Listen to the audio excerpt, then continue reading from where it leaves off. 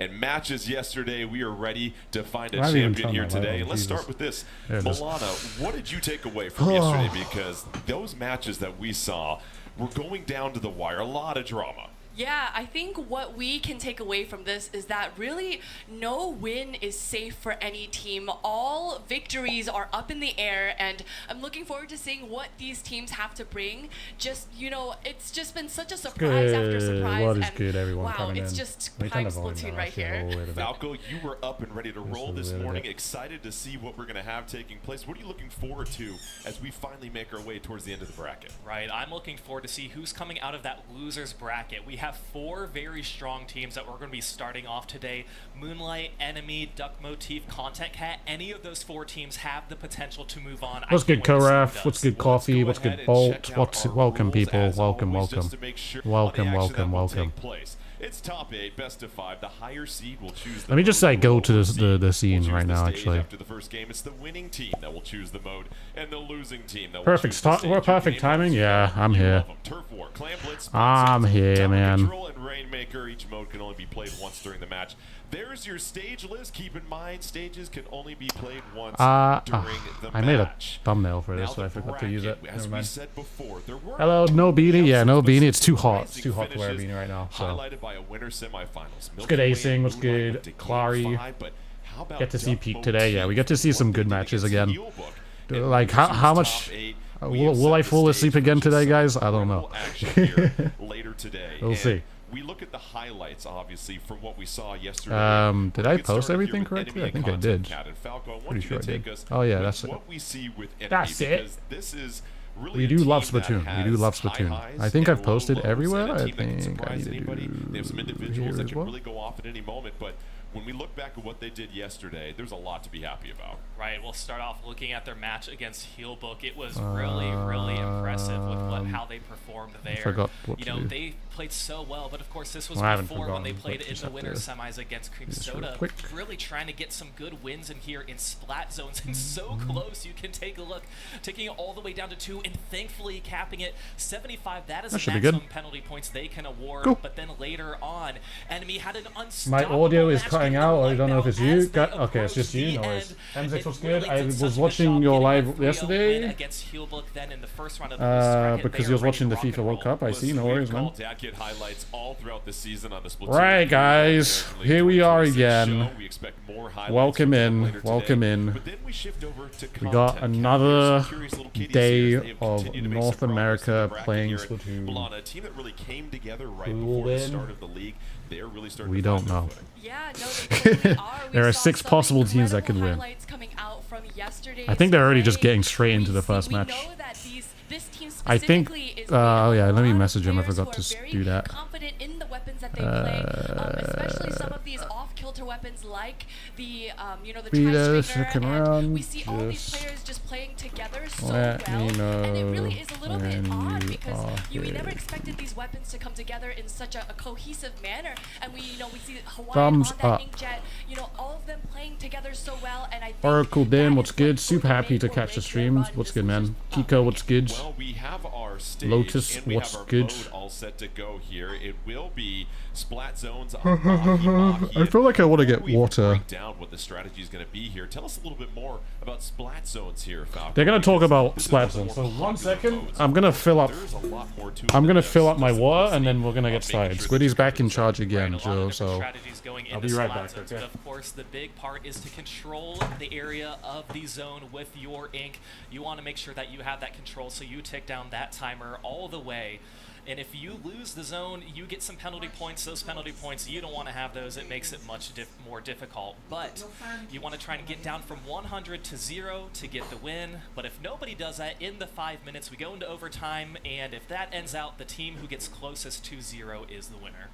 And Mahi Mahi Resort, one of your favorite stages, I must say here, Big Money. What's unique about this when you get to Splat Zones? What do these teams have to keep in mind? Yeah, I mean, the thing about Mahi Mahi is that there is a stage terrain change in the middle of the game, and at a certain point, the water level will drop, and that will allow teams to be able to navigate more area and have access to more terrain as they are going into the game. So I think that's definitely something to keep an eye out for, and I'm probably sure that that's why this stage was selected to begin with. And Falco, it's interesting. Both these teams are very aggressive. Now, Enemy had a lot of success during the league on Splat Zones, going 7-4 in their matches. They're very comfortable in this type of game mode. But both these teams, they are not shy. They will go and try and start this initiation of who will be most aggressive. And it's going to be fascinating. Is this a race to see who can get to the zone first, or is this still something you want to be measured with? Yeah, not necessarily a race to see who wants to get in the middle first, but more of we want to make sure that we are aware of where our opponents are. Bonus points if they don't know where we are. Everyone calm down. Everyone calm down. And leverage those opportunities. Get some picks along the way. And as soon as we have a player advantage, we want to take control of that zone. We want to make sure we can start. I need dude to be announced the next year when they allow the Europeans. Okay, you're calm. Okay, good. Good. But it feels though once you get it, timing that one offensive push when you have the zone, and then you can start to force that lockout with those specials. That time. Let me turn my fan on a little totally. more. I think that's something we're going to be looking so I don't out for burn a up lot, in here. especially as we're moving forward towards these, you know, high-profile games that we're going to be watching. Because I think what they're going to need to do is they're going to want to try to lock dude, out my the timing's great. opponents, and we'll see if that happens. Well, they say it all leads up to this day 2 of the Splatoon 3 North American League 2026 playoffs. We are off and rolling. Happy Father's Day. I'm not a dad though. Enemy versus Content Cat. Falco, what can you tell us about the loadouts here in the beginning? Hello, dudes. I'm watching Splatoon watching today. Yeah. Oh yeah, we're watching Content Cat. Oh. All right, they need to win this game. That's not a good start. That's a horrendous start. Oh, okay. Actually, fighting back. Go on. Oh, go on. Oh, you get the last one too. Go on. Oh, we're overheat. This is such an overheat though. You didn't need to use that whale. Relax. It's aura. Contain it. Oh my god, I thought you just fell off the map. Contain it. Contain the aura, man. Contain the aura. Because when they can do that, they are able to kind That's good. Build you could have probably played a little bit more on that, but it's fine. Over this area right here, and as we see, the water level. The Talon and Nintendo Chow has the wrong date. Dang. Maybe they're in the past. It is not looking good for them to get back into the zone. Ooh, okay. Cronus can get one. Ah, it's a bit. Yeah, they need to take. Those are just you got to jump out from that. I think. This is better late than never. Now the floor has already dropped here as it got down to 34. An enemy so tired of seeing 52 like Splattershot exists. Well, that's the thing. 52 makes Splattershot irrelevant because of the amount of range the thing's got. If it had less range, then both of them would be played. I think, right? But it's got so much range. It's just like, you know, you might as well just always use 52. You know. So enemy has a chance to get right back into this here, Milana. Yeah, they do. Oh, dang, dude. The member of Content Cat that was giving them trouble initially, and they knew, you know, sometimes it just matters about who you get as the pick, and we see that's a good trade. Getting a nice trade, but they're going to need a little bit more than a Content Cat is not in the. Oh, they're not winning this one. It was good, Zamos. Just watch the games from yesterday. Yo, now this you just tuned into the very first game of the day. Reason 152 needs to be banned. Something. I've got loads. Okay. Ooh, we got one bullet. The whale. It's rough. They got the counter strikes. Yeah, unlucky, dude. Unlucky. Enemy trailed early, but they are able to regroup at just some unbelievable one. Maybe I should turn my fan on full blast. I kind of want to open my window just a little bit, just not too much, you know. Not too much. Victory, and what a statement from Enemy that goes to show you.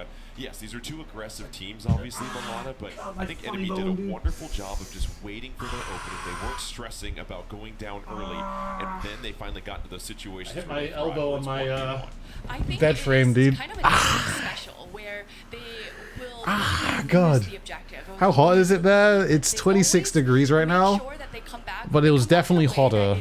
It was definitely way hotter than that. It makes it very difficult for their opponents to even kind of step back into the vicinity of the objective. I'll live for now. That is just the key thing that we saw just now, and we've seen it throughout this whole series, this whole league, and you know. they're just showing us what they do best. We saw Hawaiian go down when 52 is just such a cheater weapon, holy. Yeah, they gotta play it though. That's gonna play it because if they don't play it, then the other team's gonna play it, and then they're gonna be like, oh, that's not fair. How do we match up against that? I guess we need to use it too. You know. We will have an opportunity to break in. We want to make sure that we have our specials, but again, it's about controlling where the backline player like Hawaiian is going to be, and if we can take it was them out, so hot at like 12 p.m. though. We have tower control on so hot. ship-shaped cargo coming up next here. Way too hot, actually. Not really the mode way that too one hot. of these teams is particularly strong way at, too so hot. this could be a toss-up. But tell us a little bit more about tower control and what these teams are going to be trying to achieve. Yeah, so teams are going to pick the safest weapons of June players. Oh yeah, of course. Your teammates and you stand Safe weapons, but like things that work for them, you know. That's kind of like the. That's how they go about it. You want to push the tower as Oops, sorry, close to that's the enemy base where OBS. that final checkpoint is. Just trying to if neither order team makes things. it to that final checkpoint, I put then OBS the there. team that Yeah, there you makes go. it closest Because I'm not to streaming that on TikTok, area so. will be deemed the winner.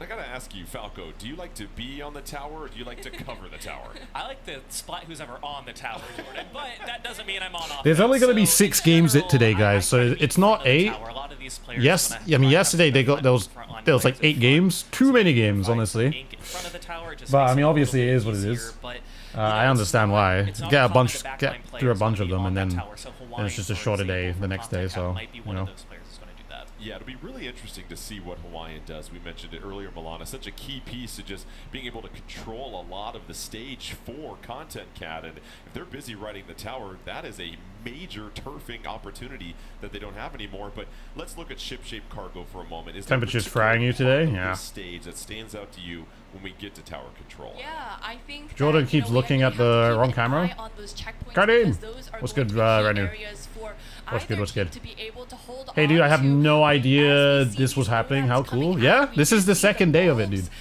Tri-stringer in Hawaiian's hands. It's good, with that Vish. Jet. I think it's going to be What's key this? weapon This for is the specifically North stage because American of all Splatoon the League, altitudinal and we're changes, watch and I fighting think it. Using that, and if they can use that in a way that is 39 going to be degrees on beneficial Friday. to their team, it could be huge. They get tacticoolered up That's crazy. early on, and you see Hawaiian Falco dropping back. Dark trying to apply a little bit of pressure as enemy will ride the tower early on, encroaching on that first checkpoint. Dap Menace is going to push them back, and already Dap Menace being a disruptor, Falco. Yeah, that's something I wanted Dap to bring up Menace? right when this match started. Switching from the Pain Bush to the Octave Rush. with Did the that kid zip change his caster. That is name? I don't get exactly it. what Dap Menace does. Gets it early, tries to catch players. Or is that guy from just called enemy Dap Menace? off guard I don't know who and he from is. Content Cat off guard to push forward, and so far it's paying off. Hawaiian Which team are we rooting for? Content Cat. I want them to win. Doesn't look like they're winning right now, though. That is a good point to stop it, though. 30 points. What an opening salvo from them. 3Z trying to Aw, push Kimmy lucky. back. Kimmy gets a little help and says, "Give me that splat, Milana." And that's exactly what they're going to need to be even make that tower go back into the center of the stage. But Zero, holding steadfast to the tower, says no thank you. Actually, we will be making it to that last checkpoint right here. But you know, Content Cat is doing their best. Yo, They're working what's good, with their Hydra? specials to try and make it so that they are moving enemy back into their side of the stage. But it's becoming very difficult to do so because they just don't have the amount of turn. Dark getting that nice pick on Kronos, and Dark being propped up here as the anchor player is giving an opportunity for enemy to either move back straight up to the center Oh of my the stage God. without having to The tactical walk jump. all the way back there and waste time. Nice retreat from Zero. Pika will go down, and all of a sudden, 2 members of Content Cat are eliminated, and enemy does a wonderful job there, Falco, of picking and choosing their spots and when to retreat and when to be aggressive. Right, that was very wise of enemy to give Content Cat some space. The tower reset back in mid, but Content Cat did a great job on not giving up. I so don't much know area. how But speaking Content of Cat area, the gets out of triple this. strikes I'm are gonna not deploy gonna lie. Content Cat to one of the sides here, and is going to allow Zero to get some splats. That's just and gonna get allow this walled tower off. to push forward Or even not. more, but a few of their Oh, players wow, are gonna go okay. down. Content Cat has to be Well, I would have careful walled it not off. to I'm lose just the saying. second shot. I would have walled it off because that's coming. Definitely gonna wall. Or 10 wall. Good Good morning, dude. Are you recharged? I'm as recharged as it can be. I got water with me.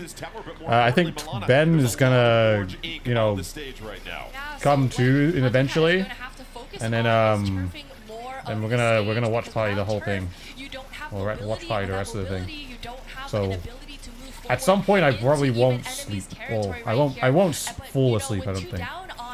This could be the opportunity that Content Cat is looking for right here, gimme, hoping to get a nice pick on some members Dies of enemy right and here. doesn't die. One, Rest in peace. unfortunately going down before getting another. It's best of 5. A little bit of chaos, allowing Content Cat to get into that first checkpoint. Comes out. Falco, there were 3 members of enemy there, all punched up, and Hawaiian's gonna you gotta go off. That's a really good 3-piece there. They finally get a little momentum, and is this their push? All right, this is a not much needed push. Should be the push that at least The only thing is that they might get a little bit outpainted.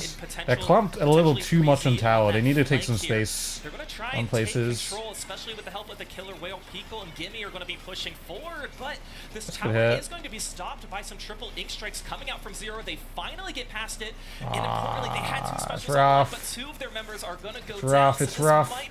They need to take more space in mid. Gets trapped. Hawaiian has to all but retreat at this moment, and Content Cat still trailing by 32 points. They weren't able to sustain that push. We're just over 1 minute left. All 4 members on the stage for both these teams. Tacticooler will come out as Content Cat will try to regroup and make one more push, but it's up for enemy now to protect this lead, Milana. They do, and that Madness going into that float aura state with that Zipcaster is going to make it very difficult. Unless a nice pick on the Zipcaster, preventing them from making any more damage. Good kill. That's a really good pick, actually. Entering float aura state is going to be the key player that Content Cat is going to be needing. Okay, I like it. Oh, it's just not enough damage though. Kind of move back at least a little That's bit. good. That Menace also going down. This is going to be the opportunity that Content Cat needs. Honestly, put Kronos in mid. Put Kronos in mid and Pika on top left. Or both. And then have Dapples go top left.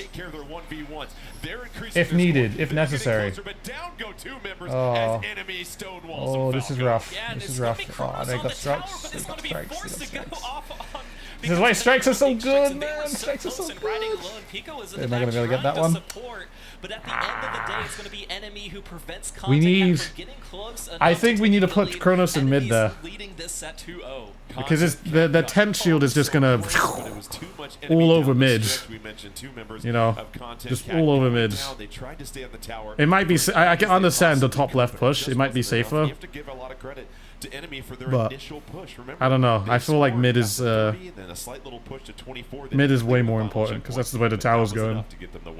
Listen, I think especially for a stage like Ship-Shape Cargo Yard, if you can make it past at least 2 of those checkpoints, it really is kind of a safe push. What's good, Tom? Like we've always welcome, friend. Welcome, there's man. no push that really is 100% fail-proof, safe-proof. What is yeah, it's pretty back and forth. They had a chance. It's like Content Cat was like warming up to have a chance at the end, but unfortunately, it just didn't. It just was not meant to be there. Yeah, it was really impressive, though. You have to give some credit to Content Cat for regrouping a couple of times. Ship Cargo Yard. Oh no, I'm starting to yawn. This is not good. This is the first game. I can't be yawning that. Afford to burn all their specials in that moment rather than saving them for an offensive push. They can, and enemy's been in this situation against Content Cat plenty of times, and actually this was the 8th head-to-head match between these 2 teams, and it's followed the same sequence of modes that have all been chosen. It's 1 AM. I'm making you yawn. Is it that contagious? And now Rainmaker. Okay, I'm locked in. Don't worry. My good friend, please give us an explanation for Rainmaker. All right. I'll lock in. I'll lock in. The goal of Rainmaker is to pop the Rainmaker shield and carry this is me when I lock in to the end of the stage. But before that, you're going to have to bring it to some checkpoints. There could be 1 of 2 checkpoints that you bring. It's the same seating position, but you got to repop it and then you take it back. And again, what is the name of this map? Wrong answers only. At the end of 5 minutes, skip a pavilion. And this is one of those modes, Milana, that can be over in a blink if you are not prepared. You get knocked on your heels here, and skipper. If you get to that second checkpoint, that's when you can feel really comfortable for the most part. But Grand Splatlands Bowl here, and especially with these 2 teams, as we're getting set for Undertow Spillway, and as we know, things Lobby start to get 7. a little more narrow there. Yeah, something that we want to keep an eye out for is that as. Generally wondering if anyone watching the finals who's never seen Anarchy Battle before, maybe. I think if the team who is holding like, on to the bro, like we probably have someone that's like only ever played tough, and it's just like, whoa, what are these guys playing? What is all this? fast and aggressive they This isn't, but aren't they supposed to shoot the floor the most to win? This is another situation. What's going on? Yes, you get the Rainmaker. So how did that team win? I feel like you can't be that, like, any potential push you're gonna dense. see. Will it be a sweep for enemy? Can they get Game 3 Rainmaker, or will Content Cat force a Game 4? It comes down to this, with their backs up against the wall, facing elimination. Falco, what do we see as these teams usher themselves into the middle of the stage? Found a Heights version Splatoon 1. Really oh yeah, man. The double gal, both teams How did the how does that the 96 gal is going to provide how are we dying like that? We've seen Okay, so popular here never mind. Rainmaker. Also notable that Zero All is is good. switching over to the NZAP to provide their team some tactic cooler. Pika will have the Rainmaker first. Oh my god. That's good. Check Check has got. There's a few behind. Okay, and we're getting kills in the back. Oh my god. What the heck? How did that even make sense? That was a very, very lucky shot to have dodged by Kronos, but it seems Okay. like many members of enemy have now We got fully wiped. Unlucky. wipe out on the side of Contact Cat, giving them an opportunity to move forward. While they don't have the Rainmaker quite yet, they allowed the You see how these teams are going left, by the way?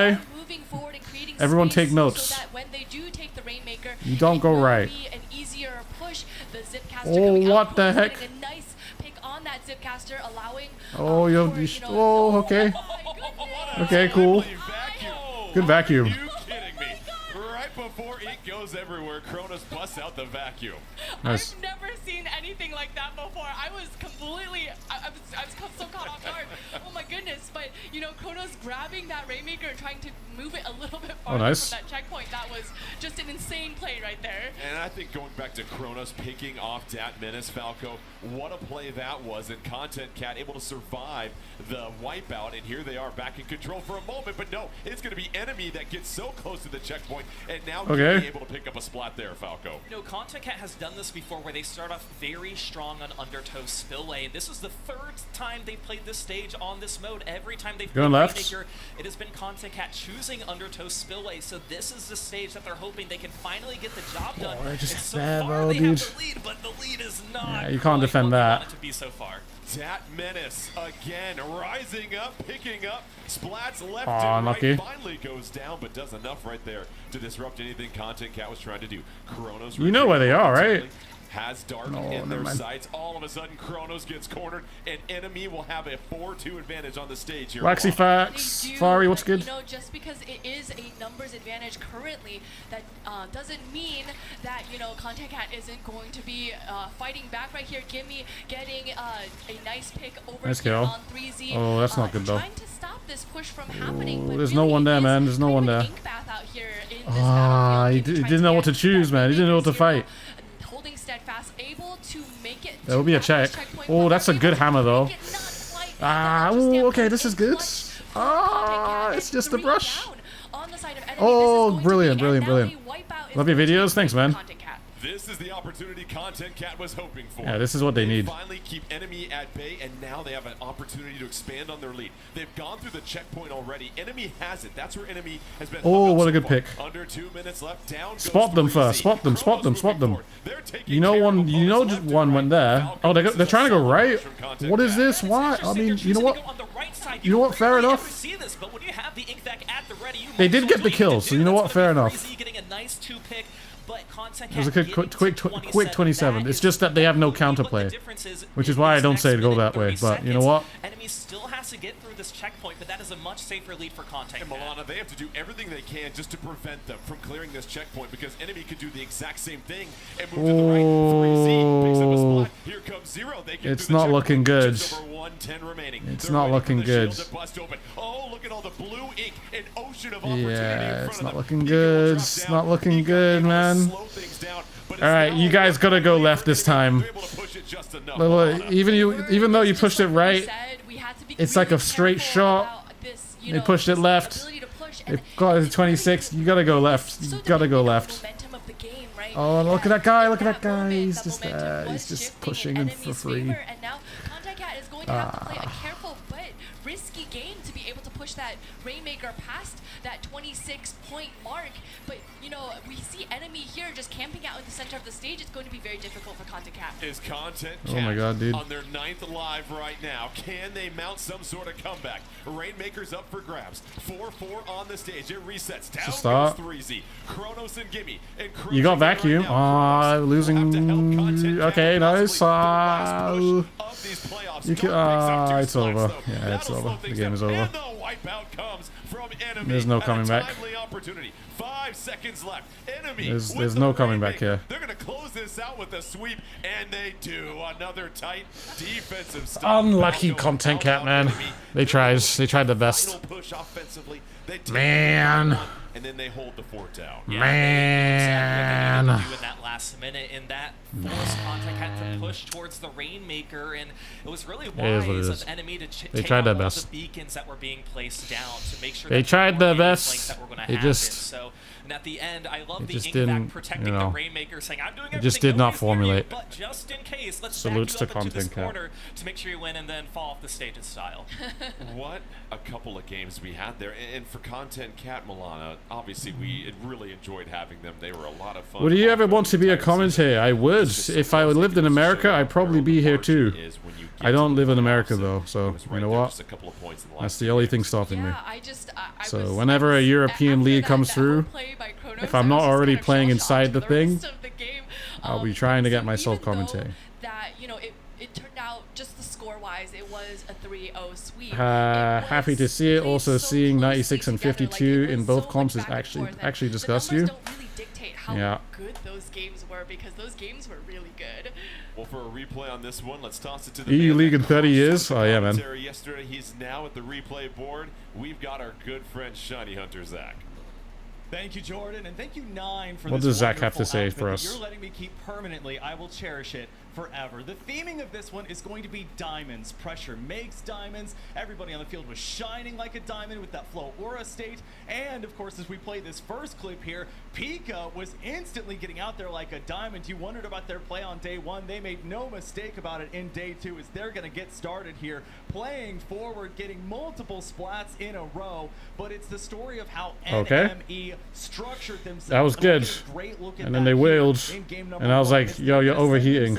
Over this way, so they're going to move as a group to the right hand side, and then 3Z will counter that and make sure that there's protection. They ran that double splash wall composition going back over to the left hand side to make sure that both of the possible drop downs were guarded. And of course, that continued on in game number 2. You'll see here we're going to focus on something interesting. It's a zip cast, but it's not one of those flashy zip casts that gets a ton of splats. It's for displacement. So as you see, the when do you think Splatoon 4 will come out? It's going to come out in like the next 3 months.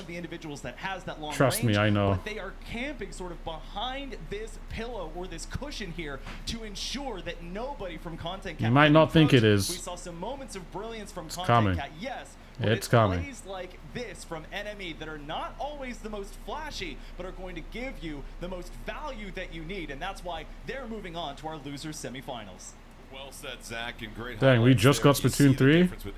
Yeah, man, back in 2022 as well. Flashy stuff with them. It's those winning plays that are sometimes subtle. Dude is the CEO of Splatoon. He would know. I trust him. Thanks, man. The updated bracket as we continue to march along towards our finale here. Enemy the 3-0. All right, cool. Enemy goes through. Will await the winners of our next 3-0. match. In this one, now it's Moonlight versus Duck Motif. Could be a banger. Moonlight versus Duck Motif. Duck Motif, one of the hottest teams yesterday. Moonlight also giving Milky Way quite the scare. And we start with I've drunk so much water today, guys, because it's how hot it is today. So much water. I'm like the water Yeah, I mean, guy. Moonlight has a huge fan base, and not for no reason. They are just such a measured I'm gonna run an ad. They play so well together. They are one of the most longest established teams. Who's dude's favorite Splatoon idol? I don't have one. And you know, some of these players, when they are really on, they are on. And we've seen time and time again plays made by Basil. If I did commentary, I gotta get a Howdy hat on. Actually, that is such a good idea. That's a brilliant idea. The rest of their team to kind of work. Can you imagine? So I'm looking forward I'll just be wearing like a cowboy hat, just like, yeah, man, howdy. We go to Duck Motif. they certainly fit the bill of an underdog that could make some noise here, and they were one of those teams that really surprised folks, especially with that sweep over Heelbook. What did we see from them yesterday? Yeah, well, coming in at the Do you know which team you're picking for Splatfest? I don't. I don't know. I have not thought about it. We're going to take a look at some I'll think about it when I get there, though. But it was an incredible showing. When is the Splatfest? Is on the 10th and 12th. Didn't really think that they were going to get to a Game 5 against a team like Cream Soda, but they were able to do so and showed us what they were capable of, especially Vexen here saving the game and then getting some really key picks here in Clamblitz. Later on, they're able to face Heelbook, get that 3-0 victory to get the win. This team is not a rusty team. They've got to be happy with how Speed for the win, man. Ready to take on a tough Moonlight team. And that's one of the questions coming in. Maybe we need more speed. We had very high level play across the board. When you look at the spectrum that these teams can play within, I think every team can look in the mirror and say we played some of our best Splatoon 3 that we possibly could yesterday. Who can carry that over to day 2? Because we know that these playoffs, they're a marathon. You've got to be better than just one particular match. You bring it for what do you think? Who do you think will win it all? I don't know. Well, actually, I think who will win it all? Milky Way is most likely. But Moonlight gave a pretty good fight. So, I have high hopes for still them possible. To bring their best game, and I Moonlight gave it a really good fight. This match is going to be a good one. Regardless of who wins, I know that Duck Motif is going to bring their best game. And it really feels like for Duck Motif, Kaden on the 52 gal, you've got to take care of those 1v1s, Falcos. And listen, this is a team that had 3 new members basically join. They're still formulating things, but they also have a lot of room to improve versus Moonlight, where they have that consistency. They sort of are what they are. It's very good, but there's a wild card factor here with Duck Motif. And is there a Smash Up Pro I just told me? There are some people who have. The 8 teams coming in with specials. If you ever come back to the US, can we skate? Yeah, you know, some of those stats. If I go to a big Splatoon LAN, and if you also go to a big Splatoon LAN and bring your skateboard, I'll maybe bring my skateboard, and then maybe we can make that happen. 3 and 2 in all game modes, so there's not a specific every recent set of Moonlight versus Milky Way have been very close, 2 to 3. Yeah, no, I think it's definitely capable. I mean, it was a 2-3, and the last game was a tough one, so it's like, you know. Teams excel at. For Duck Motif, there really isn't anything that stands out to them. Tower control, they struggle during. What's my opinion on the on Team Moonlight? They're a good team. Undefeated and Clamblitz as well too, and you know you go back to Moonlight and what makes a great. Do teams get assigned a name? No, they choose it themselves. Well, they chose them. Chose it themselves time ago when they created their teams. Yeah, so, I think a lot of it has to do with even having the experience of playing together as an established team. Let's go. Splatoon is just such a fast game, right? So it is a fast game. A come to your friend or your teammate, like 30 seconds has gone by if you can't concisely express your point.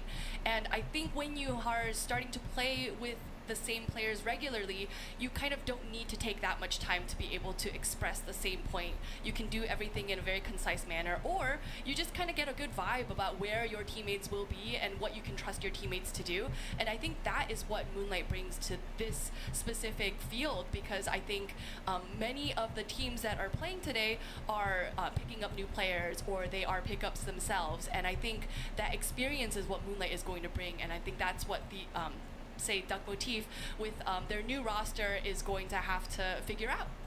It's always about the vibes. Vibes. You gotta always put into consideration. We have Turf War coming up, Falco. My good friend. They're starting on Turf War and what to expect, because this is how all of us were introduced to Splatoon back in the day. Right, it's fun to see here on Game 1. I was as well. If you've ever played Splatoon, you have played Turf War, you have 3 minutes to get as much ink as you possibly can on the stage, and you need to keep re-inking and inking to try and make sure that you have more than the opponent.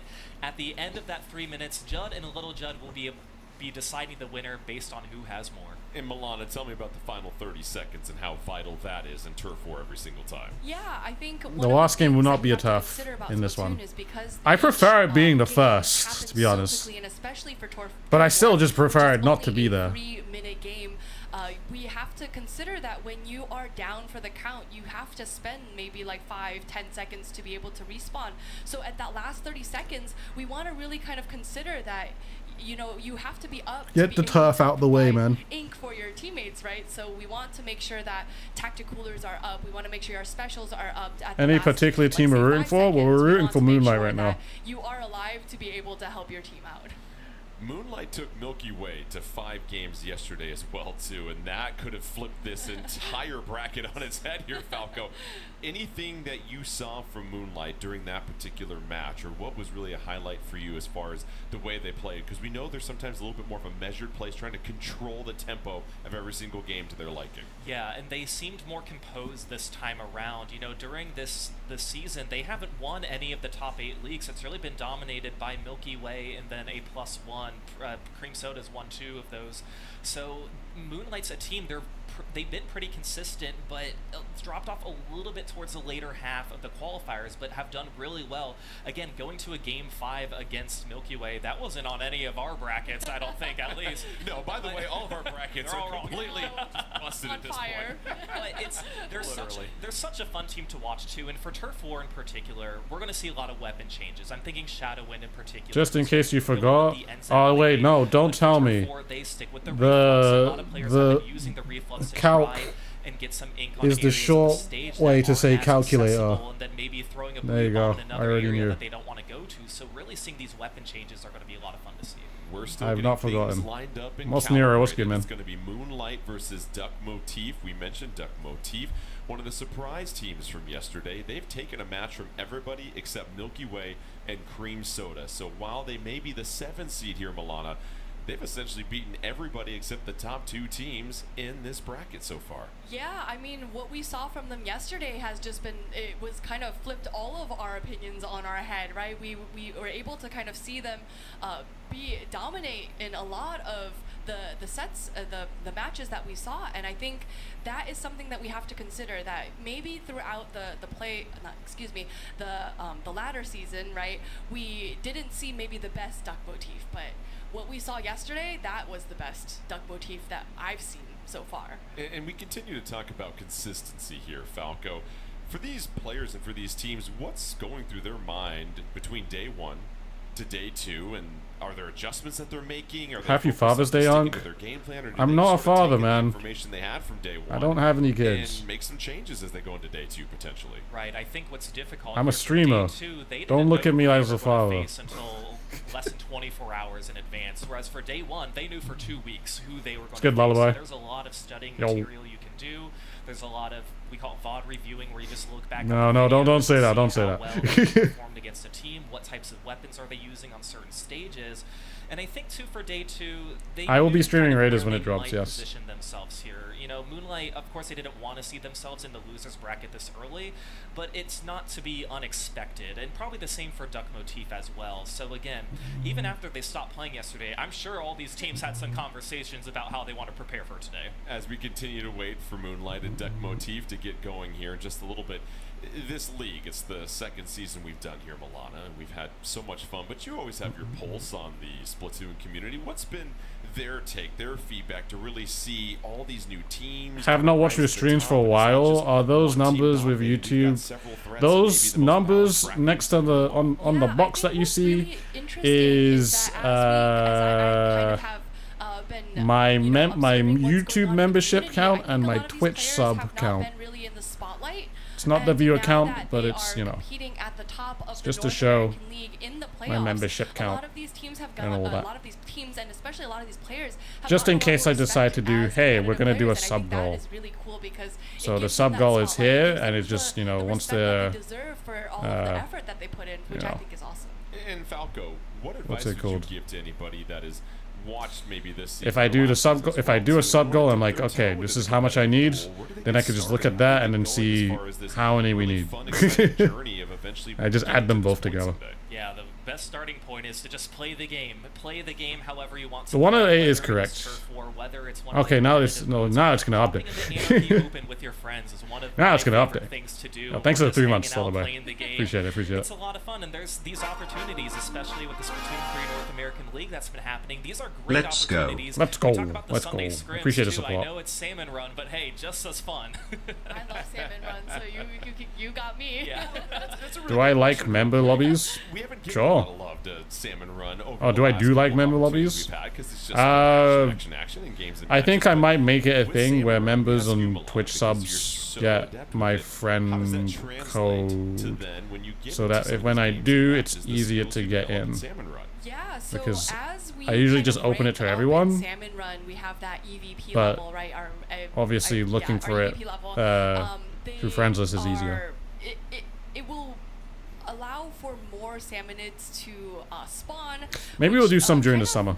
Adds a lot of chaos into the game, and I think what kind of skills I've transferred from Salmon Run into, say, when I used to be a competitive player a long time ago, was that Is there a weapon in Splatoon that needs a buff? The H3 nozzle nose. It helps you to build your mechanical skill, because sometimes your teammate is all the way on the far side of the pier, and you're like, oh, I gotta go help my teammate, and you're like dodging and weaving, and you're trying to like get through all of the obstacles. So that is something that I thought was super invaluable when I was a competitive player, but also like a competitive Salmon Run player too. I completely agree with you, Falco. I don't know if you feel this way, but the processing speed that you have to develop when you're getting to some of those moments in Salmon Run where it's just overwhelming. You don't get to really pick and choose your spots. It just keeps coming The spots choose you. Yeah, the spots choose you, but then you still have to build that mechanical skills, Milana said, of not just being able to attack, but to avoid as well, too. And then you find yourself, when you finally get to these games and matches, oh, wait, this special, there's only 4 specials I'm dealing with. I'm not dealing with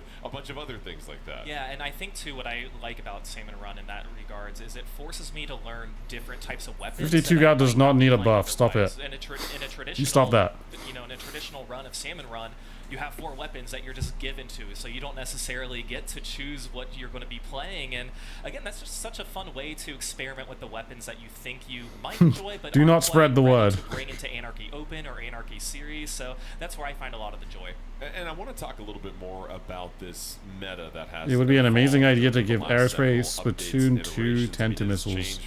What? So many different things that we when does saw it start? Eventually. Came out to here we are now. And what have you seen from sort of the current meta here, Milana, for folks that are still getting into the competitive scene that want to learn, all right, things sort of narrow into this focus.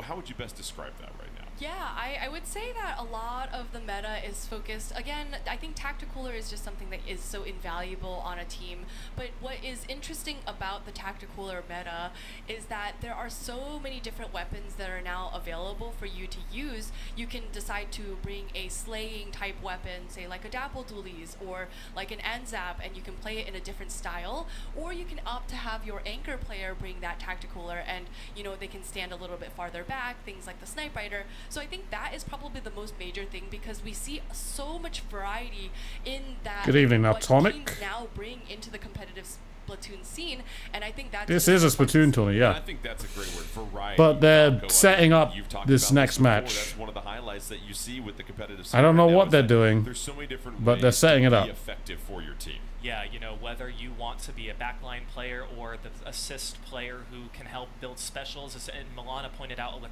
the Tacticooler, there's a lot of weapons that have changed how this game has been played.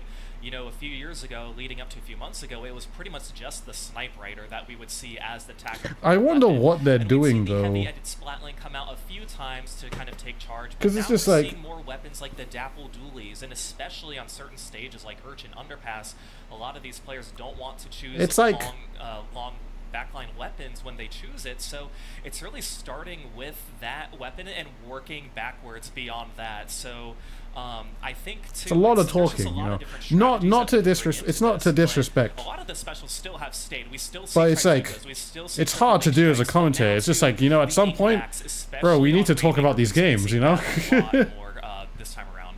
We're still waiting on Moonlight Yeah. and Duck Motif to get going here. It is going to be a very exciting match. We do know it'll be Turf War on Mako Mart. And what do you make about this stage? Because this is one of the most popular. Like, what is going on? Like, why can't these? Why aren't these teams not ready yet, It's pretty dude? vanilla, right? We have to consider that there are a lot of avenues to the center of the stage. Have you There ever are been in a lot pro of, team? you know, Yes. alleyways towards the side.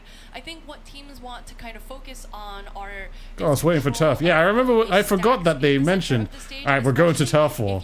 That was like 10 minutes ago. On one of those stacks in order to prevent the other team from being able to move forward into the center of the stage, I think that is going to be invaluable and something that a key strategy that we're going to have to keep our eyes on. But there's also not a lot of space in this stage, to be honest, Falco, and with that, you have an opportunity. I have been a part of what are these tunes during this during this time. But the thing is, when I was on a team, we were always on time. We were always on time. All four of us, like every team that I have ever been on, we are on time. We are here. It's all four of us. We are never late. We are always the first four in the lobby, and we're waiting for the other team, and it's just a 20-minute wait for like one guy to finally show up. Whether it be a tournament or whether it be a scrim, it'd just be like, what are we doing? Why did we even ask? So. When to turf and when to splat when you get to turf war, because yes, obviously a splat's going to help you out, but the objective is still to turf the stage. Yeah, you're always lost member of Duck Motif hasn't joined the room yet. And if you happen to find thanks for the update. Yes, that's good. But I always find it enjoyable in the last. We talk about the last 30 seconds a lot too, but it really gets down more and more. I believe it was week 8 that 9 Popgun and I were commentating in the league. Because I was like saying like, danger to danger bro, in 8 seconds at the very end. We're holding up. Kept us on our toes. The commentators, man, they're running out of things to talk about, and they're working. They're doing such a good job right now. They're doing an amazing job to keep going and find something to talk about. They've been talking for so long, dude. They are working so hard. Because you have that option at any point. Is it objective or is it the opponent? And it's also one of those things where you are spread out, but what about trying to... Like, if your game is next, you need to be ready, you need to not leave, you need to be there, you know? Yeah, numbers advantage is the name of the game, right? You can take on your 1v1s and maybe you have a 50-50 shot of winning, but you know, your odds are always going to be better if you bring a friend to the party, right? So having that numbers advantage, the 2v1s, the 3v1s, I think then your strategy might opt to, hey, let's get this splat and then continue turfing, like Falco said. You never want to stop turfing, but let's maybe take a detour. The teams are almost set to go here. We've got Turf War on Mako Mart. It's going to be Duck Motif versus Moonlight. Duck Motif, one of the hottest teams yesterday, surprising a lot of folks. I just finished all my water. Taking the #1 seed Milky Way to 5 games. Here we go. I put a lot of water in there too, man. I don't know where it all went. It's in my stomach now. Alright, we're finally here, dude. Taking a look, I see the Splatana Wiper Deco coming that took a while, dude. That took a long time. But here we are. So yeah, a lot of different weapon changes that we've seen, and then the Claws 96 Gal coming up from Nolan with the angle and the Tacticooler as well. So and we also have the reflux coming out too from Shadowin, as we were going to point out before. But again, this is starting exactly how we thought it would, Jordan. Here's Caden picking up the Tacticooler, encroaches a little bit closer, sees Basil in their sights, nice has jump. to retreat throw. And so far, both teams being somewhat measured, but Duck Motif with the 4-3 advantage on the stage. Red Shell comes in, but all of a sudden Red Shell gets cracked. Alright, we want Moonlight to win, yeah? Alright, really cool. I'm glad that we all agree in chat. A little bit early. We see Omega on that decapitator. Everyone is just so understanding. I personally love to see Omega on, but Omega not good, Gavin. The watchful eye of Red Shell and going down, 2 down on Moonlight, but again, still 2 minutes left on the clock. There's still a lot of time in this game. Kai, as I mentioned before, just so you guys all know, up on that stack, and none of this next minute matters at all. Like everything you see right here, like this special, it's being used, but trust me, it does not matter. They're literally just pressing buttons for fun. Red Shell avoids the bubble trouble and will all of a sudden move forward. Red Shell's been probably the most active member of Duck Motif so far. Hard to tell who's got the advantage at this moment. Back and forth they go here, Falco, but let's check in on Shadow, as Shadow is starting to cover a little bit more of the store with some turf, but down they go as Kai continues to hold the fort down. Yeah, Kai's probably going to stay here as long as they can and not move, but it's going to be players like Basil who might force them out as the only weapon who can try and get the range, unless Basil jumps out themselves, and maybe that won't be the case. but that allows Duck Motif to push a little bit forward. Again, we don't know who's winning right now, but based on the positioning of these players, Duck Motif seems to be in the advantageous position.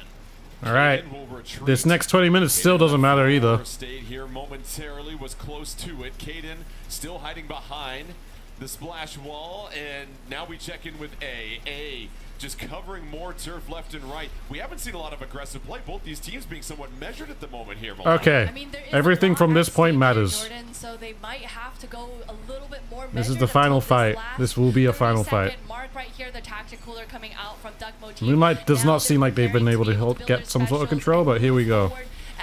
This is where it could start. Yep, here it goes. 52 goes down. Off the map. Dies. Oh, that's a hard fight. I don't think you can win that though. Jumps. There you go.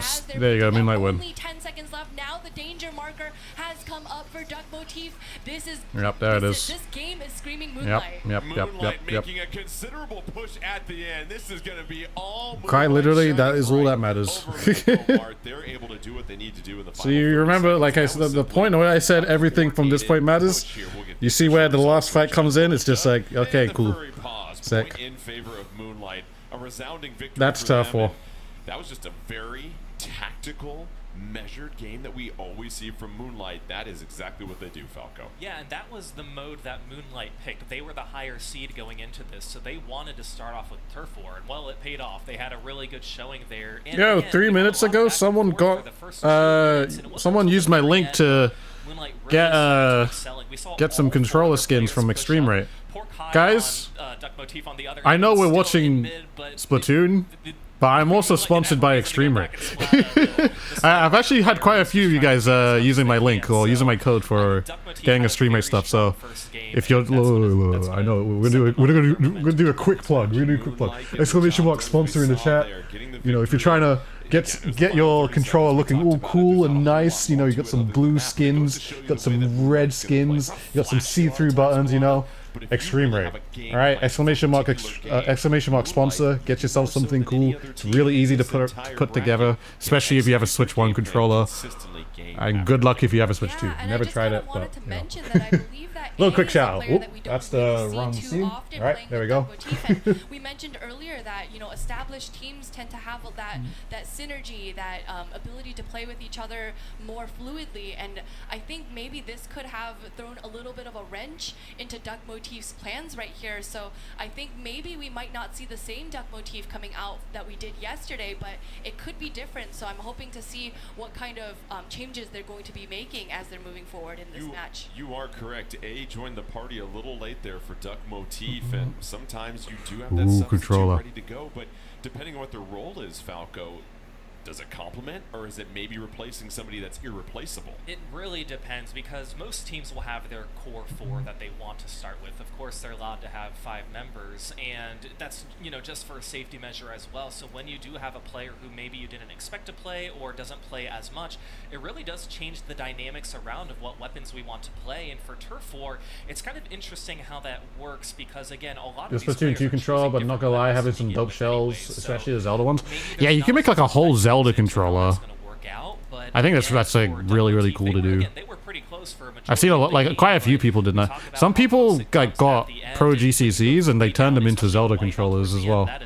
I thought that was really cool. This is what's interesting for Duck Motif. No Vexen for Turf War for them. Vexen is second on their team for the most turf inked per game. They don't have them for Turf War, so sometimes that might be the difference right there. We'll see how it goes moving forward. We're gonna have Rainmaker coming up next year, and listen, when we get to Rainmaker and you're missing maybe that support player in Vexen, that's going to put a little bit more pressure on your engagers and your skirmishers to really make sure they're winning. That looks low-key fire. I have to get myself have to get some myself. Hopefully it's easy to do. If you're doing it with a Switch 1 controller, Switch 1 or Switch Pro controller, so easy. It's like handles. It's 2 screws, because there's one there and there's one there. Screw off, take off, new handle, take off, new handle. For the back, it's 4 more screws. You screw off the four screws at the back, There you go. It's interesting because it's kind of the one mode. And then the front panel, the front is a little bit more. You do have to a little bit more. It's like 5 screws, and then you take the thing apart, and then it's like 2 screws inside, or 4, and then it's like 4 more screws, and then you gotta like, you know, take the buttons out, boom. But it's really easy. There's a bunch of tutorials. I think Extremate's done loads of tutorials for it. So, you know. Against Moonlight, so a lot of these are up in the air, and for Moonlight again. Your girlfriend replaced her shells in the past, and she said it was quite easy to do. Nice. Some of us have been on the. Yeah, no, the Switch One Pro-Con is like so ridiculously easy to do. It's like so easy. The Switch 2 on the hand is a different story. I'll just let you guys know. There's a disclaimer. Switch 2 is a different story. It is possible and it is available. Because you have to like melt the front and then pry open the front, and then you can get to the screws. You know. Is that first checkpoint is pretty easy to break. It really doesn't, you know, cause so too many problems. They do skins. While there might not be that many, they have some, but it's just like, I feel like if you're doing the Switch 2 one, you want to really know what you're doing, you know, and also be very, very like, you know, and especially if you have the right plays, the right momentum, be careful. It could really just. It usually doesn't scream. They made the battery so inaccessible for no reason. Yeah, that makes no sense to me. We saw this in our previous I feel like they need to. I feel like just make a new Switch 2 controller so it's easier to open, dude. Like, why are we hiding this? I think it does, depending on how large your lead is. If it's just a checkpoint versus checkpoint. By the way, we're going into the next game. By the way. Rainmaker on Scorch Gorge, bringing a little precipitation to an otherwise dry stage. We get set to go here, Milana, our loadouts, as we see game 2 between Moonlight and Duck Motif. And again, we do see Omega bringing out that Luna Blast. Aren't they going to change the controller for Europe because of battery issues? I think it's just the console, yeah. Rainmaker, especially as of late, and on the other side from Duck Motif, we do see that L3D coming out again, and I think that is also going to be something to keep an eye out for, because I do believe it's Red Shell who has that weapon, and he was playing it pretty well that's a pretty good start. So we'll see if that works out, but unfortunately that ink vac, getting caught in an ink vac is not going to help you. Omega, you know, oh, someone DC'd. Helping to create a little bit of space for the rest of their team. They are grabbing that Rainmaker and hoping to make it to that first checkpoint, and let's see. Basil moves to the first checkpoint. Moonlight is right through it. Yeah. And now Kaden has ended the battle. And listen, we've all seen that before. It happens very rarely, of course, because someone the disconnected. Incredible, and everybody's always on. They're not online. They're online. Listen, you get interruptions, you get delays sometimes, and as far as just that mental edge here, Falco, whether you're up 1 game in your Moonlight or your Duck Motif and you're down 1. Which one do I think is better, Switch 1 controller or Switch 2 controller? Well, in my honest opinion, Pro GCC. In my honest opinion, Pro GCC, which is a Switch 1 controller, but in the inside, the motherboard is different. So, it's hard when it happens, you know. If you get a motherboard, yeah, I prefer Pro GCC over Switch 2 controller, way like so much more now. After playing the I gave the Switch 2 controller a try again, and then I was like, okay, it's fun. But then I went back to Pro GCC, and I'm just like, this thing is just so much better, dude. I like this. I like how this aims so much better. It's like no contest at this point. Exclamation mark Pro GCC. It's exclamation mark controller. The thing with the Pro GCC is that you can get the motherboard on its own, which is really nice. You can get the motherboard on its own, and keep an eye out for these players that maybe were playing. You know, if you got a Switch 1 controller, you can just put it in the controller, and then you can go on Extreme Rate, and then you can get all your own other skins too. So that's, you know, it's a way to, you know, go faster if I choose to. They were very aggressive out the gate there. Yeah, and the kit is the way to go. Yeah, it's a good way to get it. Get a GCC if you already have a Pro controller. Unless, you know, you can just make the whole thing yourself too. That works too. You play chicken. I know we have duck motif, but it's a game of good, chicken. As we chicken motif there to get into mid, because there are sometimes you look at your opponent's composition and you think, no, they don't want to pop it first. They're going to let us pop, and they want to position themselves to try and splat us. But other times you can get caught off guard where that's not always the case. And I looked at players like Omega, who was using the Luna Blaster Neo. That is a powerful. Because like the GCC, it's like it's like a Switch 2 controller, but like, well, no, to be honest, it's not. The sticks are definitely are different because the GCC or the Pro GCC has Hall effects. The Switch 2 doesn't. And between Moonlight and Duck Motif, we're gonna get right back into the action. It was a really quick game last time before. We had to reset things here in just a moment. But Falco, you said it again. You got to be ready whenever it happens. And do you like shift your controller somewhere to get the motherboard replaced? No, you do it yourself. Like Moonlight, and it's not that. It's if you will have to do it yourself. Yeah. Members this year. This is where that experience truly comes. I wouldn't say it's that hard though. I mean, it's not hard for me, again, but you know. Moonlight got second place in the Splatoon 3 North appearance. That's his TMR. Last year too, so they were very you might be looking at. Okay, wait. Let me look at the link. And again, let me look. They have the oh no! Around for a long oh whoops! They've been Hang to on. a lot of Splatoon Sorry, events Chad, too, and have gotten some championships. But for Duck Motif, again, we mentioned how it's a newer team with this roster, but not a roster that you're going to push to the side by any I gotta get my chat app again. And we are getting back into the game. It's Rainmaker on Scorch Gorge. Same teams lining up against one another. It was Moonlight that was racing out to the early lead by getting to the first checkpoint in the first 90 seconds. This link instead. Will they be able to do the same thing as the two teams scurry to the middle of the stage here, Milana? Yeah, so we see that same loadout coming out again. I wanted to just take TMR is very good, yeah. But I think it's as well, something that we see a lot of as we kind of observe more Rainmaker games here. Caden throwing out that splash wall, trying to get a little bit of space, going for a trade. And that might be the Pro GCC S. Because the regular Pro GCC, the conversion kit, is just Hall effects. Oh, it's Hall effects, Hall sensing TMR. Did not really work in their favor yet. 2 down on both teams right here, and they're still why don't I have that? To figure out that's not fair. Is the right time to pick up that Rainmaker. Hazel provides the safe super jump landing point, and now Shadow lurking there behind a couple of obstacles will leap down. You didn't say that before. I didn't get that. So what the heck? Can they push? We're seeing a little bit more fight from Duck Motif the second time around, Falco. Yeah, and this is a really good start. It started with Shadow throwing that suction bomb against either way, the ink here we ball, go. which can net a lot of damage on Duck Motif. And here, Basil taking the catwalk here, getting that dunk. We don't see a lot of players take this route, but with the support of the ink back, that is definitely the route you want GCC Gaming Custom Controller. 68 and even more here as Omega's pushing forward. Well, this is interesting.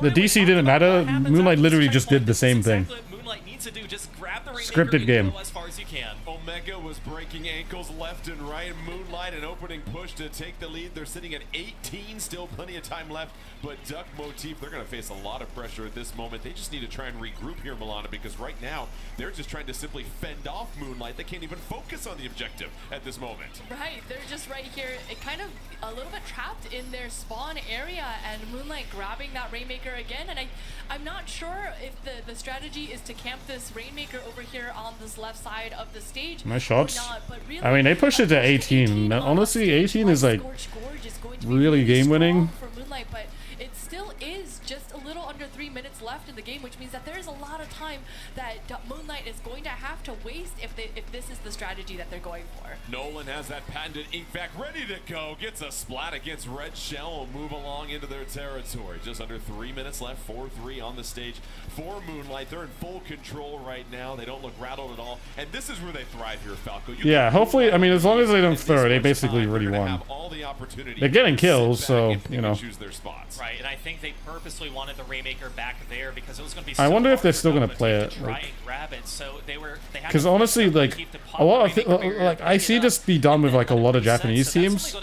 It's just like, when they're already winning, like, by a large margin, they just play super campy and just play time, you know. They are back in control, which with Shadowwind here up on the ledge. Basil is also to their left, identifying where some of the members are. And Omega, again, like, honestly, just hold it and just stall it for a minute, and then, you know, whittle the time down. And that's why Moonlight's really been successful. They just don't need to push this Rainmaker. They don't need to panic quite yet. Shadow goes down, but Omega continues to control the Rainmaker. Triple link strike. Nice kill, down. huge. Kaden goes down as Omega continues to man it, but all of a sudden, Omega's going to have to retreat, and down goes Omega, but they're keeping the Rainmaker. Oh, okay. Spot for Duck Motif every time. Oh, unlucky, man. Yeah, I mean, they're going to have to really dig that. Is that still a World Championships? For right now, there hasn't been for a bit. There's no, I don't know what Europe's doing, man. That's the thing. I don't know what Europe is doing. I feel like when we know what Europe's doing, then we can figure out something, but Japan can figure it out on their own. They're always good at doing that, but and then NA's got this. They can possibly, but has to be patient, and that's the thing. Time is the enemy of Duck Motif. They're gonna have to force their hand here very soon, Falco. Yeah, they really need to figure out what they need to do, because they haven't had control of this Rainmaker in a spot they've wanted it really since the beginning of this game has started. And again, as more time ticks off, that's less chances they'll get to grab the Rainmaker. And remember, are there any competitions you are planning to take part in currently? Not right now. Moonlight is fine to play this keep away game for the 3.5 minutes that they've been doing so far. Guy dies, right? And, you eventually? Know, no, today. A win where you get the knockout, but it's a win that might go the 5 minutes. It feels like a knockout, though. Duck Motif hasn't even been able to score a point. It's been all Moonlight. Omega controls the goal. Trying not to retreat, but the game's like, you stop retreating, and the heel's going forward. So if there was an EU league, yeah, 100%. Because I mean, I feel like people in Europe would actually want to play, you know. But right now, there's like, to be honest, there isn't really that much to play for. So. And that will do it. Moonlight takes a 2-0 lead in this match, and that right there was just a dominant performance, Milana. And that game, Moonlight's showing you what they can do when they play at a very high level. They just have to make it. That's what I'm saying. It's just strategy, right? If they were able to make a push to 18, I believe, in such strong manner and with so much time left, the strategy then is to, hey, we have to just take down this clock as much as possible, because, you know, like I mentioned, Scorched Gorge is not the stage you typically get to be able to get a knockout, but a push to 18 is going to be very, very hard to counter. So I'm sure Moonlight had a team meeting and they were like, if we get to this point, hey, let's just keep it back away from the opponents, because if the opponents can't get to the objective, they obviously can't get points. And really what the highlight was, Falco, was the fact that Omega immediately took the Rainmaker after the checkpoint and solo ran it, essentially. And that's something that Moonlight doesn't typically do. They want to be very careful. They want to make sure there's backup, or it's a 2v1. But I think to Milana's point, they had a conversation and said, listen, we're going to push it immediately. And that was the difference, because now you just feel that weight if you're Duck Motif. We got to get to 18. We got to get to 18. It's going to force you to play way more aggressive than you normally would. Yeah, and that's the Scorched Gorge thing, too, in particular, where because it's so narrow, and Omega did such a good job just squid rolling their way back and forth and making sure that they had places to land. And, you know, every time they get more and more points, Duck Motif is it's gonna be stressful for them to try and get the splat, and they knew exactly their back was against the wall in that situation.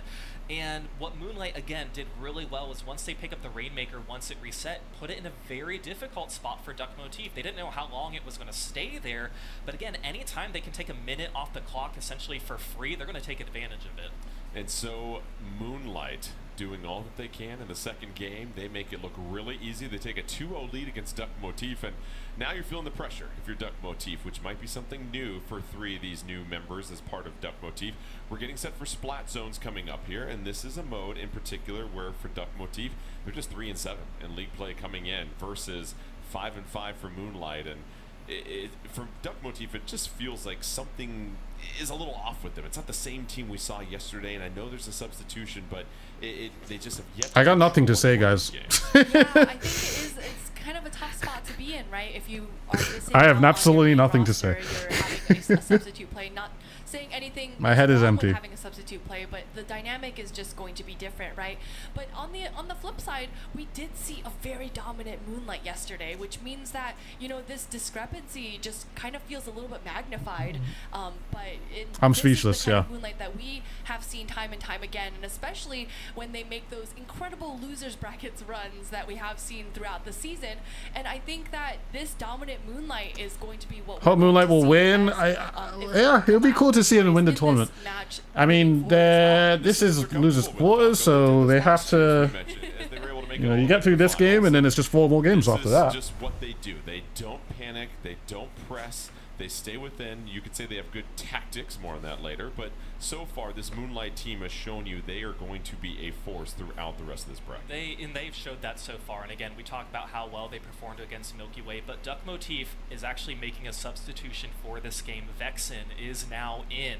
So that could bring another dynamic. Again, Moonlight I wonder if Jordan's allowed to say that. Vexen in place of A.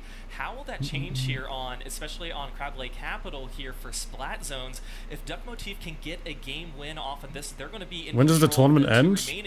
At this point, it's not as important, but it at least gets some momentum. In 4 more games. You get this one, right? Not including this one. One game at a time. That to me makes game 4, Milana, very interesting if Duck Motif gets this. The fact that they'll then have the opportunity to choose Clan Blitz or one of the other modes, you get to game 4, all of a sudden all that pressure shifts to Moonlight.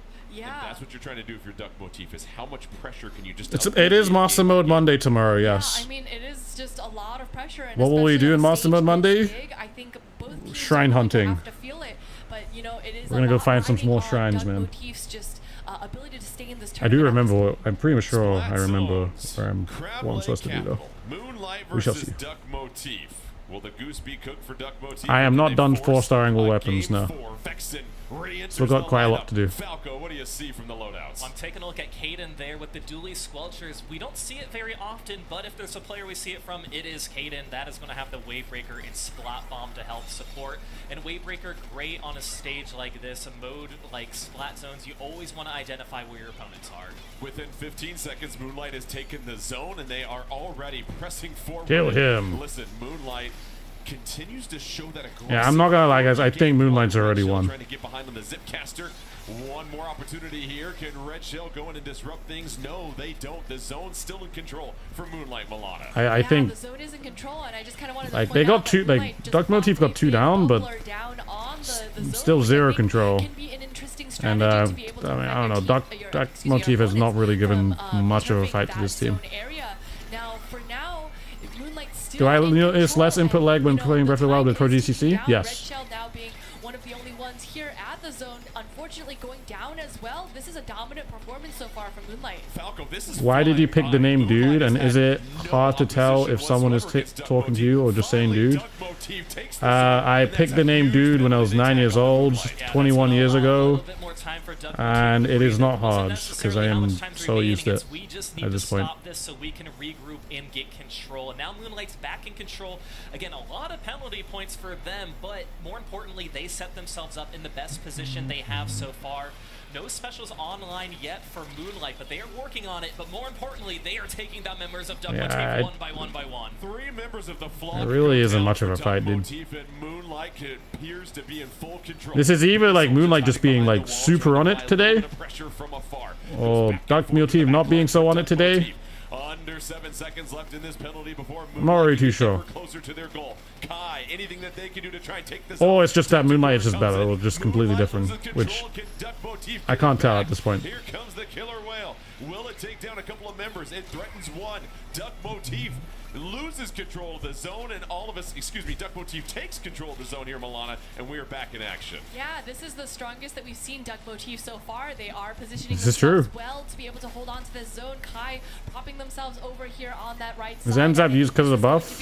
It's just an option for to use in a comp.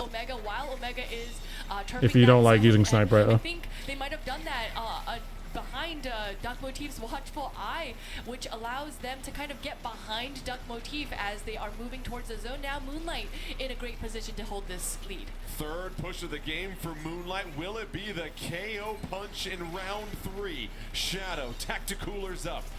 You've got opportunities left and right here from Moonlight. This penalty is dwindling down. Anything Duck Motif. Here's their opportunity to take it back here, Falco. Yeah, that was really wise of Red Shell to just hold on to their Zipcaster. Well, there's some life in Duck Motif right now. Seconds, and a lot of these players, as soon as they get their special, they want to use it. So Red Shell knew to be patient, knew when to use the Zipcaster to help support their team, and that is why they took over the zone. Duck Motif, the second most specials per game in the final top 8 that we have here. Omega ducking behind the wall, waiting to get that ink vac, and Nolan has got it ready to go. When will Nolan deploy the ink vac? They're going to attack. Oh, they don't see the guy below. That didn't protect them. Oh, wow. Oh. Oh, okay. This game certainly is. I think I spoke some calmer into the game. Omega, because Omega had that big bubbler, hoping to kind of paint, turf that zone up. But now the lead flips in favor of Duck. What do you do here, dude? Oh, wow. Yeah, they lost. A double coming out from Red Shell as well. Damn. Do it. The quack attack. What happened, dude? What happened? Game 3, and all of a sudden they're back in Zone's moment, man. They were at the brink there, Falco. But that's a moment of not having any tri-strikes to come back in. Specials of Moonlight right there. Listen, I swear, if I play this game again competitively, anytime we're playing Splat Zones, I am begging for someone to have triple strikes. We need to have triple strikes. We need to find a way to add triple strikes to our comp. Because in times like this, where we need an insta-cap, it's just, you can't go out, you know. But this was the move that Vexen did, able to get around. I believe it was Nolan who had it with the 96 gal and take them out. And again, Moonlight wasn't able to get anywhere close. So that substitution, that eye of we need to make a big move. Why not play a weapon with triple strike yourself? Okay, no worries. Get me on Slusher, get me on Splash Neo. Get me on anything. Nolan had that ink vac ready to go. Nolan drops down and I'm on it. Don't worry. Such a key instrument that Moonlight no longer had, and at that point, what else has got triple strike? Rapid? Sure, I can play Rapid. 30 seconds. What a performance from Duck Motif. With the tournament on the brink, they're able to rise up. ZF? I just wanted to reiterate that one of the strategies that Moonlight was coming into this game with was Dowsers? Maybe I go get me on Dowsers, dude. Oh my god. They won't see it coming. That big bubbler down afterward to prevent Duck Motif from getting that zone back into their control. And at that moment, at the moment that you mentioned, Falco, Omega was taken down. Nolan still had the ink vac, which means when you have the ink vac out, you cannot defend yourself. You can't paint. Right, you can't paint anything, right? You can't defend yourself from opponents. And having Vexen come around to take out the ink vac, in addition to the other members of Moonlight, that was just such a key. Not A-Tree, not A-Tree. Not A-Tree. More interesting between Moonlight and Duck Motif as we get set for Game 4. And Falco, you called it out. Duck Motif will have a chance to choose the mode. It will be tower control on ink blot. Quite literally, I would play like Neo Splash and put like 2 main special charge, and then like whatever else is needed. That will be it. This is the first I am playing for special. Or I am playing for the strikes. I will be the ink strike. The ink striker. I always have it. You can count on me. Players like Vexen, who they're I'll make a build for it. Talk about flanks and how important they are. They're just as important for tower control. And it's interesting because this was a mode that Duck Motif was last coming in, 3 and 7 in tower control. The problem is, if you look at Clan Blitz, Moonlight 8-0 in league play there. So you really are between a rock and a hard place here for Duck Motif as far as the mode. But I feel like Milana, they have their best chance in tower control right now. All of a sudden, that pressure, Game 5, maybe it's enough to get to Moonlight. But here we go.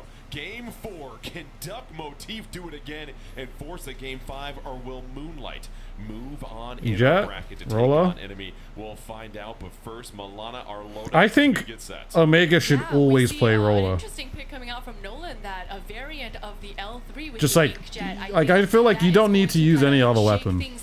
Just play Rolla all the time. match right here, and we see Omega opting to kind of work with that roller as well. But remember, for a roller player, in order to do their job, they're going to need a lot of turf, so they're going to have to depend a lot on their teammates. And on the side of Duck Motif, we see a pretty standard comp coming out from their side as well. Tower hasn't moved an inch, and we're about 30 seconds into this game, but down goes Red Shell as Nolan takes to the sky, and now Moonlight will take the tower for the first time. Basil comes over to provide a little bit of cover. Shadow is the one that'll guide it to the first checkpoint, stays on top of the tower. They are mowing through the first checkpoint. Shadow plows through it. Specials come out left and right for Moonlight, and here comes the critical part of this stage with the tower, Falco. Yeah, going up this ramp is where really things can take a This comp on their side has like so much more paint as well, dude. Stop that, but no, not quite yet. Tower's going to get to 63. Nolan's going to be going I like that. Inkjet too. So again, a pretty good start for Moonlight, and I don't know if they meant to have Shadow on the tower. I know Shadow was trying to get as much paint as they could to get a tactical going, and that helped them out. So again, now it's just a battle of mid. Tower is going to be neutralized once again. So Duck Motif trying to get their footing again here, but Moonlight seems to be one step ahead of them. But I don't know. This is really going back and forth, Jordan. Well, Duck Motif responded there. We saw two of their members go down. Omega was trying to pick up a third, wasn't able to. Duck Motif stabilizes. Duck Motif trying to get on the tower. They tacticooler up, and they're ready to possibly make a push, but nothing but suction bombs raining down on the tower, preventing them from that. Coming out from Vexen. Welcome back to the party, and Milana Vexen is helping Duck Motif inch closer and closer. Oh my gosh, I think right now there's only one member of each side up, and we have the members of Duck Motif jumping straight to the tower. Vexen immediately going into that crab tank as they land, and providing a little bit of support as the rest of their teammates are jumping in as well. And really, there is just so much fighting happening in this left side of the stage. Omega now entering Flow Aura state. They are going to be camping out this drop, and just, oh my gosh, I don't even know how that worked out logistically, but you know, I think it just takes an expert of your craft to know exactly how wide your swings are, especially for something like a roller. That's what I'm saying. I always think Moonlight should always just keep Omega and roller, and then just have paint for him. Like even like run L3. Find ways to run L3 more, if possible. When you're not doing vacuum shenanigans. These crazy picks that just seemingly look impossible for them to do. So again, for Moonlight to try and push forward, they need to be able to figure out what the next step is beyond this first checkpoint. It's such a close game at this point. And Duck Motif seems to not be shy about how they want to play, but for Moonlight right now, if they can approach the second checkpoint, it looks like they might net a few more points, but that big bubbler could help them. I don't know. Duck Motif was very quick to take it out, and again, there's a reason why this point in the game is so difficult to progress forward. Red Shell hunting down Basil, takes care of this seasoning. Wow, Red Shell wants to try and get one more. They'll retreat. Caden mowing ahead. Good defense. Has to avoid the splat bomb. Does an excellent job of that. Caden still ducking and weaving. Oh, those bombs do the calling as well. Bomb possible coming out. Finally gets tacticoolered up. Will hide behind the splash wall. Can't make a play there. And a trade back and forth as Duck Motif lets the tower go back to the center. Under 130 left here in Milana. Now for Duck Motif, you got to start doing something. You're facing elimination down 2-1 as they take Nolan out of the sky. And with 2 down from Moonlight, thanks to Red Shell, this could be an opportunity that Duck Motif has been looking for. Remember, the score right now is 63 to 64, which means that Duck Motif only has to move that tower just an inch forward past that first checkpoint area. And you know, I think this is a lot riding on the line for Duck Motif right here. Duck Motif getting a trade here, but unfortunately now a white. If they're playing a league on Switch 1 or Switch 2, I mean, I'm pretty sure the players have a mixture of both. I don't know what player has what. This is going to be an uphill battle for Duck Motif. And this is Moonlight's opportunity, Falco, to really put this game away. They're getting through the second checkpoint. Under 30 seconds left. They just have to hang on now. Right, the strategy for Moonlight Duck Motif, back in control again. Defense, or do we want Tactical to try and extend in our play. lead? Well, the answer is pretty obvious. When you get a wipeout on the other team, you want to try and push forward, and that's why they got the 47. So a slightly more comfortable lead approaching that second checkpoint this time. Again, they didn't clear that second checkpoint, so if Moonlight gets to it, they're going to have to go through that cycle once again, but that 47 is safe. Gotta spam bombs on it, dude. Overtime, 2 of their players on the tower. Red Shell going up for the zip pass. Get so much out of those. Oh, it's just him. Nice. Nice. eclipses Duck Motif. Do players have to bring their own Switches to tournaments? To community ones, yeah, of course. But it was the final push It has all the data. from 63 past the checkpoint. Some Nintendo ones you don't. Well, if it's online, then it doesn't matter. Brian, what's good? Thanks for the 3 months, 5 months, man. I appreciate that. I think what ended up happening in those last like 10 seconds of the game, we saw kind of Omega moving forward. Okay, well they won. The tower from That's the good. back. We had members of Moonlight coming in from the front. So having that attention diverted, I think really kind of messed up Duck Motif in their push. And I think it was just that wasn't super convincing. Was just so well played by Moonlight. Well, it was convincing in the first 2 games. But Splatoon's game, it was convincing, and then they lost the hold. That tower control game was a little, but Main man Zach, who's standing by at the replay board. Thank you, Jordan. Do you have any ideas when you're going to do another stream when playing with viewers? I don't know. When I can do. Yeah, game 3 and 4 are close.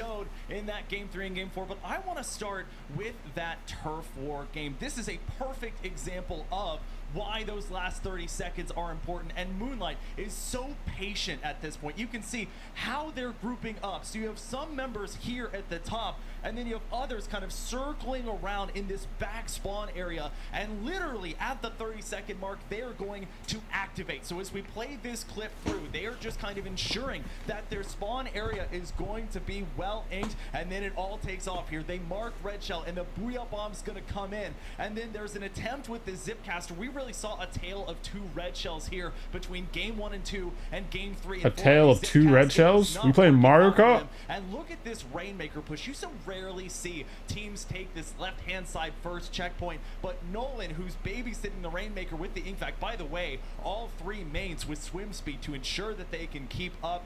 Red Shell trying to flank there. It does not work out again. Game 1 and 2 was just not working. That allows them to get all the way to game 3, but we have to show off this game 3 performance by Red Shell, saving it for Duck Motif. Yeah, Red Shell got a lot of value out of the Zip. Off. You know they're an expert with the Octobrush. We could not send Duck Motif into that good night without highlighting it. I know they weren't supposed to show that. So much, Zach. Just incredible right there. Duck Motif, as we mentioned, a valiant effort down the stretch, but Moonlight, their consistency very hard to overcome. Let's go ahead and check out the updated bracket because we are going to get set for our next match here. And just around the corner, there's only 4 games left. Enemy taking on the number 5 seed Moonlight should be a terrific match. I think they're going to go Milky Way. We get to that. Team Soda we got first. something special coming your way. We have the Splatoon 3 and Splatoon Raiders collaboration Splatfest.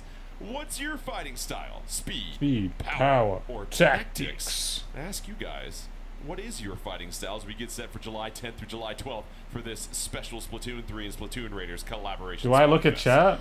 Nah, I don't look at chat. We talked a little bit. Why would I look at chat? Yesterday, I slept on it. I'm thinking. I do love Fry a lot, but I think if I was to go with vibes, I think maybe tactics might be the best. Well, you're a tutor, right? That's right up in your alley, right? Yeah, okay, yeah, education is power, knowledge is power, you know what it is. I think Milana's going tactics because that's what Zach and I said we were going to play. So you just really want to play Splatfest with us, right? I do. That's the answer? Sorry, I didn't. I can't believe you had to expose me like this. See, I'm Speed because I do not have the tactics, let's be honest, nor the aim to make advantage of the power. So Speed, let me just zip in and out of there for the most part. But choose your fighting style. Should be a lot of fun from July 10th through July 12th. All right, we're getting set. Dude, do you want any snacks from your snack shop? What do you got, man? Versus Moonlight. Both these teams have looked really, really strong. Enemy had I never look at chat. On. Moonlight almost pushed to a game 5. Let's get your early thoughts on this particular matchup here, Falco, between these two, the 3 and the 5 seed. Well, I'll start with our head-to-head record for these 2 teams in the top 8 of the playoffs. Moonlight is 6-2 against Enemy. No clean sweeps. Are they going straight to semis? Consistent, evenly no winners finals? But Enemy, I mean, we've just seen how strong that they are. I know we just looked at Moonlight and how they were able to play, but our first set against Enemy, they seem very fresh and a very tough team to face. And as far as your thoughts here, Milana, I mean, this is going to be probably one of our most exciting matchups we're going to have of the entire day. Yeah, I mean, we've seen Moonlight play a different kind of Moonlight. They're going straight to loser semis. Different versions of Moonlight throughout this whole season. And what we've seen so far in the playoffs has been just peak Moonlight. So I think it's going to be very difficult for me to predict which team is going to come out on top because both teams have really been playing so well. To me, it is a battle of speed versus tactics here. You've got the speed of Enemy and the tactics of Moonlight that'll go toe-to-toe here, and we're going to have tower control on Mako, Mark, to get started here. And thoughts on that particular combination here? Yeah, again, it's that second checkpoint. I feel like a lot of the times it's always the second checkpoint of determining what's going to happen beyond that. But again, with how defensively these two teams have been playing, I think it's going to be really hard to find what is going to push us forward. Again, a lot of these players are going to utilize some of those specials that will help at these checkpoints too. And, you know, I'm looking at a team like Enemy and how strong and how fast they are. Zero in particular has been playing Octoshot more and more, hasn't really been playing it recently. They played that back in Splatoon 2, so it's great to see them play it again, but those triple ink strings are going to be really key on a mode like tower control. And as far as Moonlight, we've seen what they were able to do just recently in that last game against Duck Motif. It went back and forth, but they are going to always make sure they're on the same page when they push that tower. There's going to be no rogue efforts there. Right, I think having that kind of cohesiveness between their teammates, I think is going to be invaluable, especially when going against a team like Enemy, who also, you know, they have been playing for a while together, but in the end, they are still, they don't have as much experience working as an established team as Moonlight does. So I think, again, they're going to have to pull from that experience and pull from that ability to kind of work together just a little bit more to give themselves an edge over Enemy. Well, Falco, what's interesting is if we go back to last year's playoffs, this was essentially the 2 versus 3 seed. A lot of members from that third place team last year make up Enemy coming into this season as well too. So this is a high level matchup. Don't let the 3 and 5 fool you. These are two teams certainly capable of winning it all if they get on the right streak. Moonlight versus Enemy as we get set for losers semifinals, and off they go. Falco, what do you see here? Well, Moonlight not changing their composition from the previous game, and again, we mentioned Zero is going to be playing that Octoshot. A lot of the other weapons from Enemy, weapons they are very familiar with, so really no surprises, but Moonlight's starting off hot. 15 seconds in, Basil up top, just trying to cover a couple of things as Shadow also will drop down. And so far you see Moonlight, they approach the tower, only 3 points there. And again, it goes back to the measure take here, Milana. It wasn't there, no need to push it. Yeah, totally. They're really just kind of playing this in a measured kind of way. They do take out that kid right here on that Octo Rush, and the tower's still not really quite moving any farther than it has towards that center of the stage. 3Z getting a nice pick, but unfortunately getting taken out by Omega there. Oh my Omega god, the game already started. On that roller, which means that they are going to need a lot of turf to be able to work with, How to did be they able to start kind the of game make these without plays me? happen. Tactical coming out from Enemy. Bro, I went to go have have a drink. We know that something big is about to happen. It's like a Costco on a Saturday. Nobody's I going missed the turf right roll? now. There is just nothing happening. And so far, these No, I teams haven't. are trading Don't lie to spots me. back and forth. They hop on the tower for a beat, then they hop off. This is just stalled in the middle what? of the stage. They played a whole other game? Finally, it's 4-2 for a moment, and that allows Moonlight What to the heck, approach on man? the first checkpoint. Yeah, I kind of wish Moonlight would have taken the tower a little bit earlier. It's hard to really call out when we have a 3-player advantage, and at that point, the person who's closest to the tower just needs to hop on that, and then you can regroup and, you know, rearrange your players as soon as you get to I missed the entire face-off. They had a face-off, dude? Oh, come on. I always miss the good stuff. Go up there with the Inkjet, and Zero's trying to strike them out. Still not really working out because Moonlight still seems to be in control, but that tower is now being left alone. Shadow drops down, and all of a sudden, Shadow and Nolan are being cornered right now. Shadow has to retreat, but it's still a sizable lead for Moonlight. But here comes Enemy, Milana, and it feels like this might be their first solid push of the game. Yeah, they're going to have to really focus on creating a little bit of space between the tower and the rest of the Moonlight members. And, you know, we see here Moonlight members kind of... What drink was I having? Water. I drank more water, dude. But unfortunately, these flanks are not really quite working in Moonlight's favor, which I also went to have my last opportunity, fish oil tablet as well. Here for And to kind of move I'm back on to the center of the stage. my Moonlight has allowed my that vitamin tower to move grind. back towards the Or center my of the vitamin stage. supplement grind. But this stage is still majority yellow, which means that Enemy still has a lot of turf to work with. Enemy unable to take the lead back. Moonlight did an excellent job of defense, and now Moonlight, you wonder here, Falco, do they shift to offense here? Do they feel comfortable with this lead? I don't really know, because it seems like Enemy's been getting the upper edge, especially as far as stage control goes. Milana pointed out there is a lot of yellow ink on the stage. And again, that's great for Enemy for maneuverability, but it's what are they going to do? Okay. Well, the answer is they big push here. Because Moonlight has taken control. Big push here. Looking to extend their lead, and a lot of purple ink here on the stage now as Moonlight tries to get to the second checkpoint, seeing what they want to do. But this is a whole new Moonlight that we've seen since the beginning of the game. Enemy only yielded one additional point, and all of that right there. So give them credit. But here comes Moonlight once again. Omega drops down, tries to flank from the backside. No luck there. Omega takes down Zero, and Omega will help push the tower forward. Here comes Moonlight, building upon this lead. They get to the second checkpoint. Omega dancing left and right. Finally, they go down. Basil sitting right there, can hop on the tower if they want to. They do to keep it alive.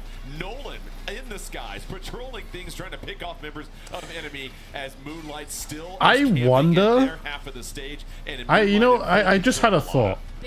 I wonder how much better this composition would be if Basil was on Firefin. It does take the tower ZF. some time to move back to the center of the stage. For tower control Zero specifically. trying to create a little bit more space for the rest of his teammates. Like the wave break is one thing, but I'm just saying, I'm just thinking like, and yet another one, 3 what if, down, however, you know? on the side of Like you Enemy, because I feel like Basil will be able to get more. We'll be able to play with them more. Things down in that anchor spot. Here comes You know. Nolan rolling into the But I action. guess it's, I don't know. Maybe it's just because Elite is just the range is threatening, and then of course like fighting Sniper, you know. But I'm just thinking like I feel like you'd just have more aggressiveness, and then you get strikes as well. So it's like I wonder. I would love to see that comp be done, because I feel like it could work really well in this comp with what they got right now. Moonlight players are going out and trying to extend against Shadow. Shadow's going to be They'll just have like so much utility to work with, because I feel like you do have the wave breaker, sure, but like that's why Moonlight has backed up and retreated. Again, Enemy needs to do everything they can to get to this tower. Throwing suction bombs is going to be great, especially against players like Dark. And now Zero's going to try and throw some suction. They lost the tower. Triple Ink strikes on, but it's not going to be enough. And you made such a good point there, Falco, as Moonlight will go ahead and take game one. We saw 3Z for about 10 seconds swim everywhere. You got the Mario Kart steering wheel for your birthday. Now you're crushing everyone that you play. You are so sick, man. Getting set to hold things down defensively, building those specials, and that was a really wise, executed game plan for them down the stretch. Yeah, we've seen a lot of strategic gameplay actually coming out from Moonlight, where they will push the tower to a certain degree. Yeah, whoever wins this game goes to losers final, so it will be top 3. Because playing a what is that? What did I say? A defense is the strong offense, something like that. Yeah, sometimes the best offense is a great. That's right. That's right. Thank you, Jordan. We're gonna write that up on the locker somewhere. Someone's gonna put that above the locker. Please put it on the fridge at home. Thank you. Frame that. Yeah. So sometimes, playing that defense is going to be an easier battle to kind of pick than having to pick an offense and trying to push the tower just a little bit farther. Because if you have the lead, you have the lead. Yeah, and I think Milana said it so well there, Falco. Moonlight wasn't happy with that 16-point lead. They wanted to make sure we're going to control the tempo, whether that's defensively and we're falling back, or offensively where we're pushing forward. They continue to apply that pressure, and you never got the sense that Enemy could gather everything together and get coordinated for a solid push. Right, and that's always a game time decision. We have to see, when we want to make these moves, who's still on the stage and who is away. Where are they positioned at, too? Because if they don't seem to be close to the tower, then we know that we can get on the tower and extend this lead. And we mentioned Moonlight going back, building up their specials. It really helps them be comfortable in these last moments of the game, just building up. We call them GG specials, good game specials that they can just throw on the tower and prevent Enemy from winning. And that's what's really hard for Enemy. And we mentioned 3Z too, with all of the flanks. They were trying to figure out, okay, where are members of Moonlight, because we want to make sure that they aren't flanking to get to the tower. But yeah, they were backed up building those specials. And so the first game goes to also playing Breath of the Wild right now, and I can't figure out how so to Bliss and have a rock on the other side. There were moments there You'll figure it out, man. They couldn't just quite get over the hump there. You'll get it. You'll get that.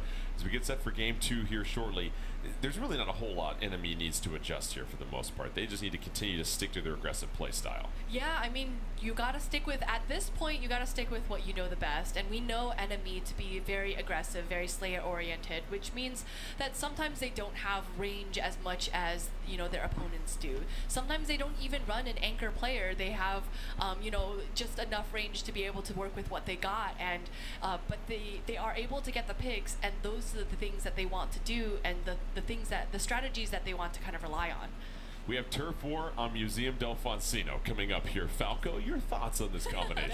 That's an interesting Turf War pick, and that was Enemy choosing the stage of Museum del Foncino. A lot of the times that's reserved for Clan Blitz. That's where a lot of teams like to go. But for Enemy, they're thinking we don't want to face potentially a Moonlight Clan Blitz team on Museum del Foncino. Let's get it out of the way for Turf War. We sometimes see it on Rainmaker as well. Not as common as it is for Clan Blitz, but I like this choice for Enemy, and it's a fairly large stage too, and it can allow your backliners to succeed. There's a lot of higher grounds that you can get up on, and it's going to be interesting to see how they work as a unit to push forward, because again, we don't see Turf War here often. We really don't, and so it will be fascinating to see who is able to go into the other team's half of the stage. They want to go near their spawn. Those are tough areas to get to, and there is some valuable turf if you can get to that area and be comfortable, but that's a lot to do in the final 30 seconds. Yeah, I think what we're going to see is a little bit more measured gameplay when it comes to this specific stage and mode, just because it is kind of a lot of effort to be able to get onto your opponent's side into that spawn area. You need to basically utilize that, you know, spinner in the middle of the stage to Omega's playing Big Swig? Stop. So we'll probably see most of the gameplay happening in the center of the stage, and perhaps is this tower control? That 30 seconds we wait, might see wait, no, not tower control. Turf War? Oh wait, you know what? Moonlight and Enemy, Turf it makes sense. Museum del Foncino. Is Moonlight gonna take advantage of this opportunity, go up 2-0, or will Enemy it makes get a sense. chance to balance things out? A Big Swig on its own, or that specific Big Swig paints like a lot. Coming out from both sides, both teams right here. They just lose on so much fighting power. That's the only thing. But I mean, I feel like the whole team is just going for, we need to paint, you know. Since it is Turf War, we have to make sure that we cover every single inch of turf in order to make the most of it. And as you can see, both Shadow and Dat Kid right here kind of working really hard towards that. Yeah, Falco, it's funny to see two aggressive players just... It is tough. It can go anywhere. Here, just being very careful, but now the action intensifies here. Under 2.5 minutes left, still plenty of time. Nolan trying to avoid that burst bomb. Zero. Sharking in the ink will pop out for a moment and cover a little bit more turf here, and you get the sense both teams are just sort of towing the line at this moment here, Falco. They are, and what's interesting is I think Inkjet in this matter is so good, dude. Specials, because a lot of the times when they're using their specials, they can't ink like they normally would, so they want to wait for the perfect spot. I think that L3 is probably going to get plays a whole lot more, dude. I don't even see that player that they spotted there, but getting that menace as well. But again, whenever you're using a special, you can't really ink as well, so you want to use it when you know you're this weapon paints a lot, dude. Get 1 or 2 splats, because those splats will go a long way to help your team push forward. We saw Omega go to work. Can Zero return the favor for Enemy? Zero has the special ready to go. Crab Tank at the opportunity. Oh, amazing splashdown. Splashdown, able to take care and crack some crab here. Yes, they certainly do. It's just a little bit less than 1:30 on the clock. Omega looking for a pick. It's still in that flow or a state. And really, we just see a lot of action happening in the center honestly, of the stage I'm gonna say it again. It is very difficult, like I mentioned. Like, just keep Omega on rollers, dude. Just keep him always on rollers. Area, but we might see that as like, he's good with the decav, but I think the decav's just too slow. And it's not, and he plays the decav really well. But I just think he's just so much better on roller, like, almost all the time. Yeah, if they can get 1 or 2 picks again on Moonlight, that is going to be really good. And we see 3Z here making an elite for it, getting it, going for Omega. Omega sees him, but it's too late. 3Z now going behind. Can they take out Nolan? Yes, they can. A jump out. Okay, this is where everything matters. So that is this last 40 seconds there. For Enemy to try and go, and 3Z seems unstoppable. They are all over enemy die here, then Moonlight has the chance to win. But they're getting kind of locked in, which is unlucky. It wouldn't be the first time that we've seen Moonlight break out of this danger area, but you know, enemy is placing themselves so well in a way that it's very difficult for Moonlight to even drop into the center of the stage. We do see Omega trying to kind of go around the back here, but with that triple splashdown, hoping to get a little bit of space, but unfortunately not really able to do too much for the rest of their team. You know, Snipe Rider going down on Moonlight, and this stage is looking very spotty, dude. Green? Yellow? We'll see, yeah. Yellow green? Yeah, we'll go with yellow-green here. Either way, it's not purple, that's for sure. And that's going to be green. Enemy that picks up the game. And I think it was just the efforts, Falco, of 3Z that we saw there. 2 splats able to get deep into the territory. Wasn't a bad try, though. And was able to create all sorts of havoc. Yeah, and I feel like getting flanks on this stage is hard. It's almost like a square, so there's really not many ways you can do it. But for Turf War, remember, you're taking advantage of the entire stage. There's not one objective you're focusing on that make a flank that easy, but 3Z is such a flexible player. We could see them dipping and diving and swimming in the ink, and again, just how well that they play, but they knew to work backwards. I'm going to go for the players who aren't paying attention to me. Again, Omega saw them for a second, missed their swing, 3Z took them out, but then could take out Nolan as well. You take out 2 of those players in a row with about a minute remaining, good, William. For success. But then Milana, they also they're at the losers semis right now, so this is for top 3. Very important game here. What's really important to notice about Museum del Foncino, and especially on Turf War, is if you can position yourself on that platform near the enemy spawn, you are in a great position to be able to lock them out, because really the only way that they can kind of escape this area is this one little alleyway on the side, but you're basically funneling your opponents into where you're expecting them to kind of drop from, where we saw Omega dropping from, trying to use that triple splashdown to create a little bit of space. So I think if you can do that, and if you can have that kind of control and that force to be able to prevent your opponents from moving back into the center of the stage, Museum del Foncino was obviously a great pick for that was Moonlight's game yesterday in Nintendo Rock. That's the exciting thing. We're headed to game 3, tied at 1 apiece after enemy gets splat zones, and we have Rainmaker coming up next here, Falco. And Moonlight, as we mentioned, Falco, they're not the greatest at Rainmaker, and enemy 7-3 on the other hand in Rainmaker. This is one of their stronger modes. Right, and remember, this is enemy's first chance to pick a game mode against Moonlight, so it makes sense they're going to Rainmaker. They're not going to go to their 0-3 record of Clan Blitz, so I like that choice for enemy. So it's really going to be a matter of what is Moonlight going to choose, because again, Turf War's played very differently than the other 4 modes that come out, and we mentioned Moonlight not really the strongest on Turf War as it happens, and so it's going to be really important to win this one, obviously, but going up 2-1 in a loser's bracket match, that is so important. It really is for enemy and for Moonlight, a team that, listen, they've navigated this half of the bracket before, but as you said, that pressure can start to intensify when you know that if you drop this match, you're done. And so we'll see what stage Moonlight decides to go to, but I think for enemy, that was a great way for them to regroup and to show a lot of poise despite their aggressive play style. They executed. Do they still use reflex in Turf War? Yeah, some people do. That over to Rainmaker. Yeah, and I think that really speaks to, I know we mentioned a lot about established teams, and we talked a lot about pickups. The final game of a whole tournament, oh yeah, I imagine. As maybe a team the that whole doesn't decider. Have so much experience playing together, but individually, these players are so well seasoned. Like they just are such good players, and I think utilizing that and utilizing what they know best, and especially like a team as aggressive as enemy, having that Rainmaker, I think is going to be kind of valuable for them. We're still awaiting the stage selection coming here from Moonlight. This is something they certainly want to think about. I mean, any guesses that you could have here, Falco, if you had to be a guessing man in this situation? I do want to say Scorch Gorge, and I will also cheat and say it's Scorch Gorge. But I swear I was thinking that before it came up. I promise. Sure.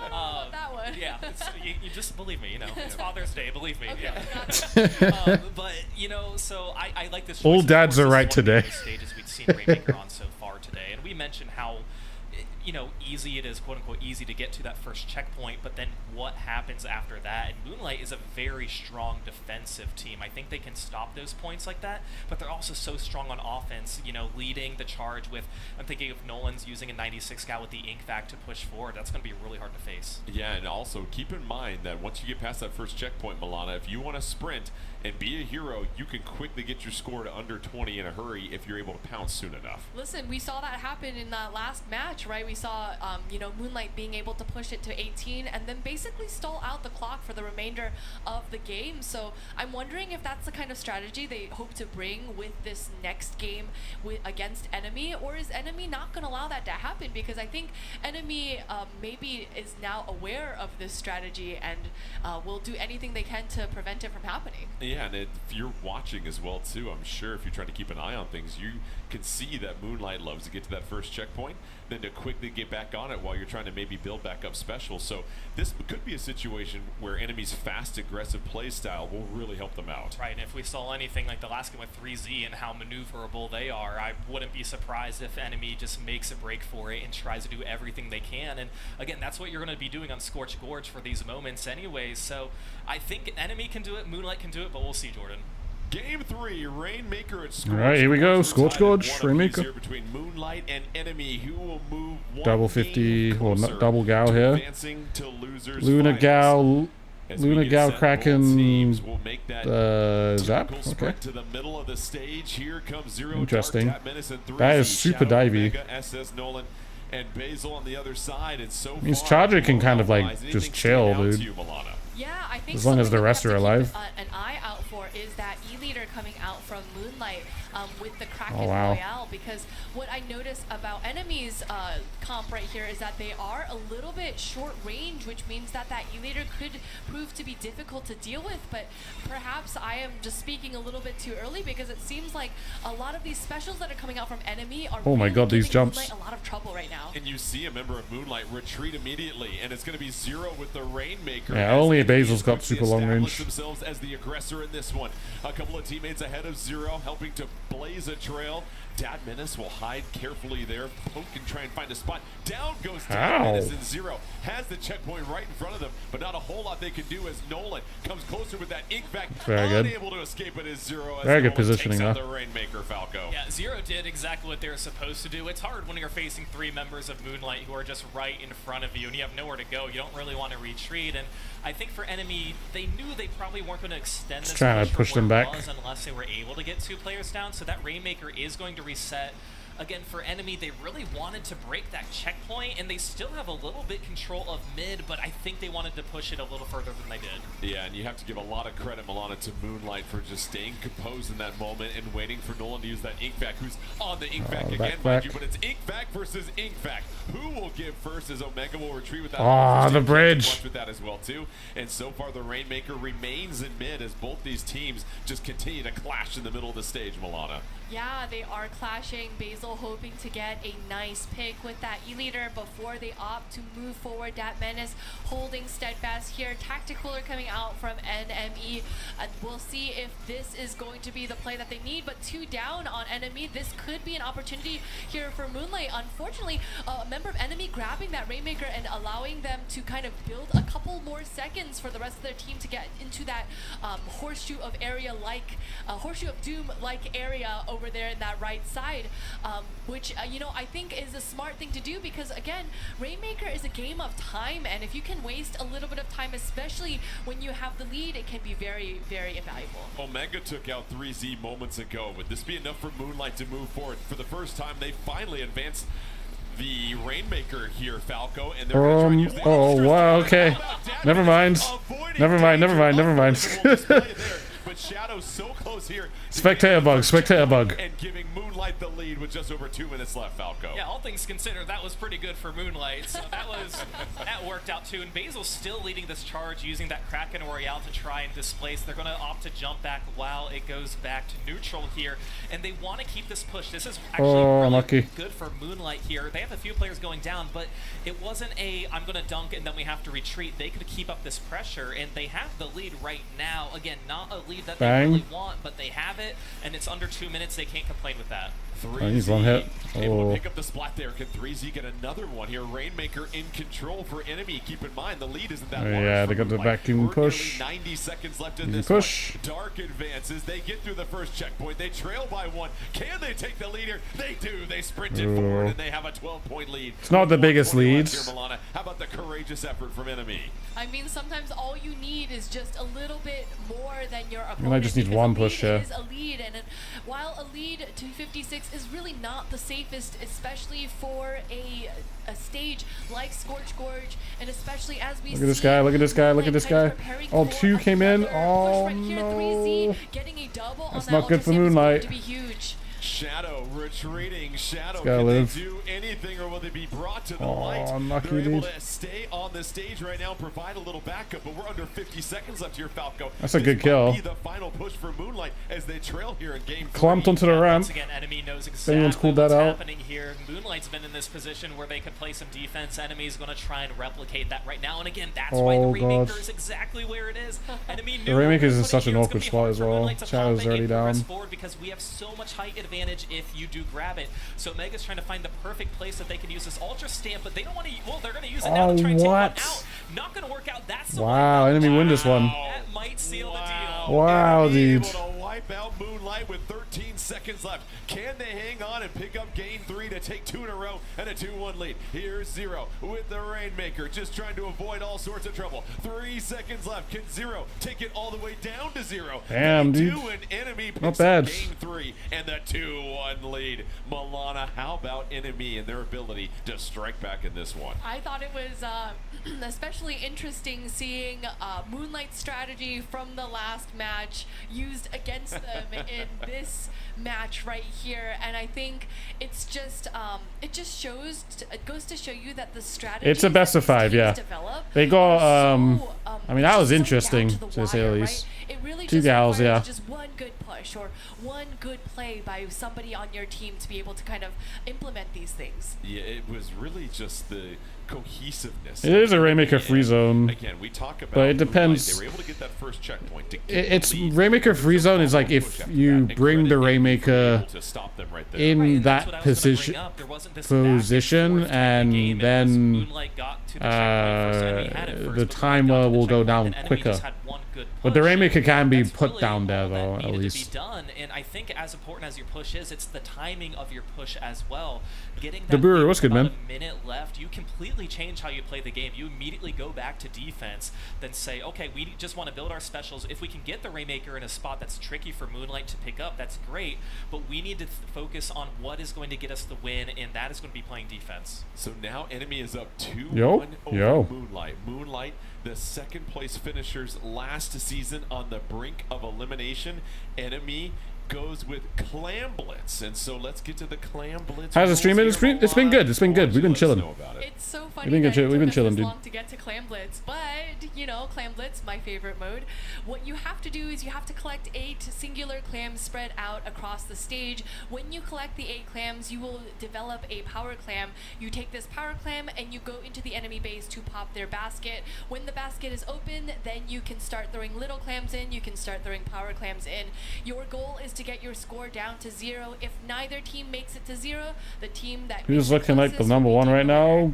Falco. Milky Way probably. The Clam Blitz pick but here. We shall see. Anything can happen. Yeah, so Moonlight took them to game 5 yesterday. About this so if they win this game, then maybe. No, again, your only choices here are Splat Zones and Clam Blitz. So if we do see Splat Zones, like game 5 Splat Zones, that's crazy for us.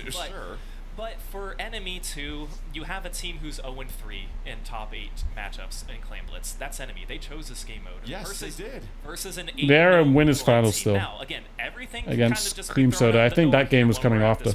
And it's about the momentum and who's actually showing up today as far as the abilities and the play style. But nothing extravagant yet today. I haven't seen anything really like notable. And this is where I'm other than like them not playing Splatoon in it. So that's about it. In Splat Zones. Now, if you don't get this, all you can do is potentially choose the stage if it comes down to Splat Zones, and maybe that's what they're thinking. But you would think, let's choose where we might be strongest for Game 4 to try and end this right now.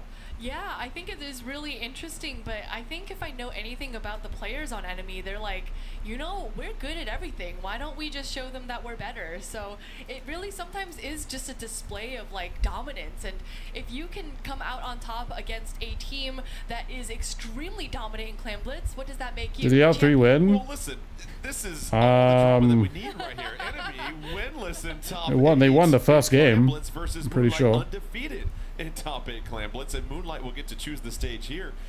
This could be one of the most head-scratching picks in the sense that this could be an unbelievable victory for Enemy if they get the win here. Right, and for Moonlight, too, they can't choose Museum d'Alfonsina. We had already seen this, and that's one of the stages a lot of these players like to go for Clan Blitz. So, you know, your other possibilities, they're not a lot. Clan Blitz doesn't have a lot that we typically do see that a lot of these teams play. So I believe it was Museum d'Alfonsina that was by far the favorite choice in that situation. So I don't have the best answer on what they could pick. Enemy, the 5 seed, trying to take care of business. Excuse me, Enemy, the 3 seed, taking care of business against Moonlight, the number 5 seed. As we mentioned, these teams were 2-3 essentially last season. Now it comes down to Enemy. We've seen them adjust over the last couple of games here, Milana, as far as just not being really hectic with how aggressive they are, but as a team getting on the same The page. Battlefly UI, yeah. Really found their rhythm. It's not the nicest, but you know, it just takes a couple of you can still see really what's good games going on. to be able to just kind of warm up with your team. Who knows? Maybe they didn't get a chance to warm up too much before the actual match started, and they're like, okay, wait, hold on. Now we are getting a rhythm, and we have seen Moonlight pulling out a little bit of off-kilter picks, right? We see Nolan with that L3.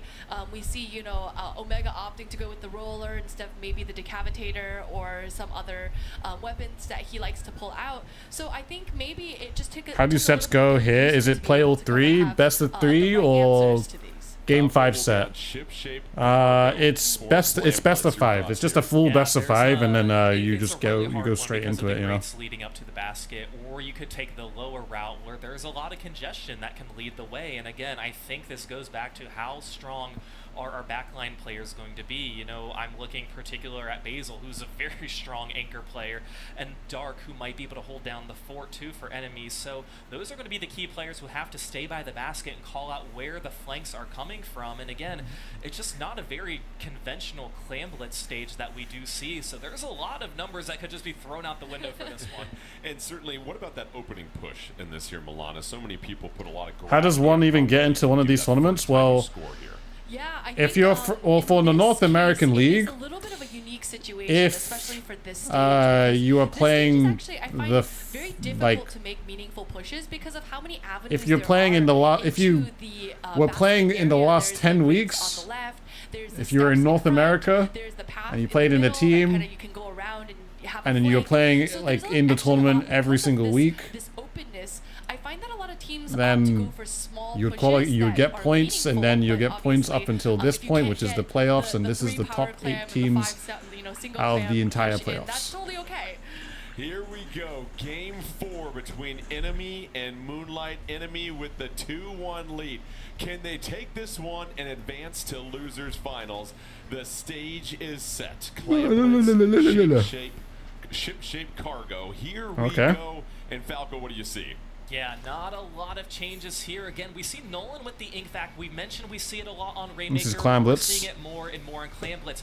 But it's going to be Zero going with the Splattershot Pro Frozen. That is going to have Tenta missiles, and that's a great special on the stage. It's a little bit more narrow. It could be pretty easy to target all 4 players. And we see Moonlight is going down, man. Zero with the power clam. I don't like this comp from Moonlight, man. I think I said it yesterday. I don't like it. No time. That was in the first 30 seconds, and then a wipeout on the other. They wiped out. That's pretty good. Yeah, they certainly are clearing the way right here. They do get that wipeout, which means that now it is an opportunity for them to be able to build that clams economy, which we see that they have 16 clams under the belt, including a power clam under their clams basket as well. 3Z with the Ultra Stamp going down, 2 members of Enemy going down. This is going to be the opportunity for Moonlight to push the ink back here. Shadow breaking the clams basket and getting another power clam in. A push to 60 already strong, but it is not over yet. Nolan having these 3 single clams, getting all 3 in. A push now to 51 is going to be big for Moonlight. And here it is, Moonlight, the response. Oh, yeah. After trailing by 20 in the early going, they're able to build a nice cushion here, a 29-point lead here in Falco. That allows them to be a little bit more judicious between offense and defense for the rest of this one. Right, but offense and defense are a little bit different for this game mode because the objectives are scattered all over the place here. It's not just one tower, it's not one Rainmaker, so you always have to be careful. An enemy just repeating what's going on. I don't like it because it's like, unless like one of the, whether it's the Zap or the 96, play super aggressive, which they're probably not going to do because they both got specials where you kind of want to have that special online all the time. It just feels like it's just the leader and Omega trying to go for kills, you know, and that's why I don't like it. And if Basil doesn't get any kills, then it's just like, then it's just a huge struggle, you know. Maybe not in the way that he had anticipated, but you know, or it becomes too reliant on Omega to do something, you know. But I don't know. Not quite in the position ready to be able to make the push. They're going to need to get a couple of picks off of enemy before they can even think about moving towards that side of the stage. So let's see if this happens. 2 power clams available for Moonlight. Omega's going to advance forward, hide behind the cover, will retreat back. 1 power clam for Basil with 1 on the ground underneath them. Nolan using the ink back to provide a little bit of clearance. Ultra Stamp comes out. It wasn't enough. That again, dude. He's going to clear things out right here as they mow along into Moonlight territory. And Falco Death Menace almost had a chance, but down they go. Oh, that sequence of plays would have been so great for enemy. Using the Ultra Stamp, getting 3 members on Moonlight, forcing the last one to back out, and you just miss scoring into the basket. That probably would have given enemy the lead with some of their follow-up too, but enemy's still in control, have a lot of stage control right now, holding on to 1 power claim, have 17 total beyond that. Can Dark push forward enough? That's going to be the question. Dat Menace was trying to help support, but Dark is all alone here on his left side. Finally, 3Z able to join them. It's about if this slow and steady push will work out, but Nolan has the ink back at the ready. We'll see if enemy can push forward. Nolan can be the defensive anchor if they need them to. He's going to use that ink back. Omega attacking, Omega retreating. Super jump coming in, and Dark sneaking in. The barrier's down, just a 6-point difference right now between enemy and Moonlight. Dat Menace will have to Shock you so much, good man. Scoop up clans left and right. Time is ticking. Will it be enough? No, enemy can't get any closer. They still trail Milana with over a minute left. But you know, that penalty is not so far off. All they really need is just 1 more power clamp to be able to take the lead, which means that this is putting Moonlight into a precarious position. Remember that right now enemy is up 2, which means that Moonlight has to win this game to be able to stay in this tournament series. And we see here Basil trying to 40 seconds left. Moonlight is winning. Moonlight right here. Moonlight with the big bubbler as well. I'm not gonna lie, it's been kind of hard to keep up. But here we are. Moonlight trying to force a game 5. 30 seconds left. Enemy Falco just needs 1 power clam to recapture the lead here. They're trying to push 1 more time before we no, dude. game. They get a couple of splats. It's 4-3. Oh, this is not looking good. Here, Falco. Yeah, these picks are going to be so that Menace is in. To try and take out enemy. As enemy, do we see a jump in the back end? It's actually going to go in. Enemy is going to take the lead here in under 10 seconds. They don't have anything to follow. No clams. Okay. They are going to go back. Yeah, they're going for defense. But Moonlight might be able to just quickly come back with this. They have quite a few clams. Oh, the missiles. Oh, they got... Oh, it's over. It's over, it's over, it's over. Unlucky, man. Seems to be celebrating right now. They seem to be celebrating. But it's not enough. Enemy advances. They take care of business. Dang, dudes. Moonlight, and they get their first victory. Not bad, man. Not bad. Top 8 and Clam Blitz and hand Moonlight their first ever loss. Throw all the numbers out the window. Messi carrying any enemy. The sequence of plays that led up to Who's that Messi though, about dude? How the momentum changes in Clam Blitz 1 second to the other, and we talk all right. As you see, the squid bag. Messi carrying enemy. Not gonna lie. There are like at least 20 people watching the stream creating Twitlongers mentioning how toxic the Splatoon community is right now. The Splatoon community is just, oh my god, look at these guys.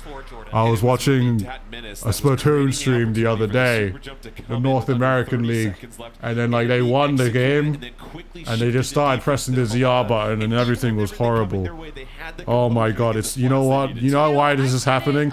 I know why this is happening. It's because XQC started playing Splatoon 3, and now all the players are all turning toxic. This is not the Splatoon 3 I started playing, and I don't like that. This is awful. I don't like I'm gonna stop. Incredible. This is not my Splatoon 3. I can't take this anymore.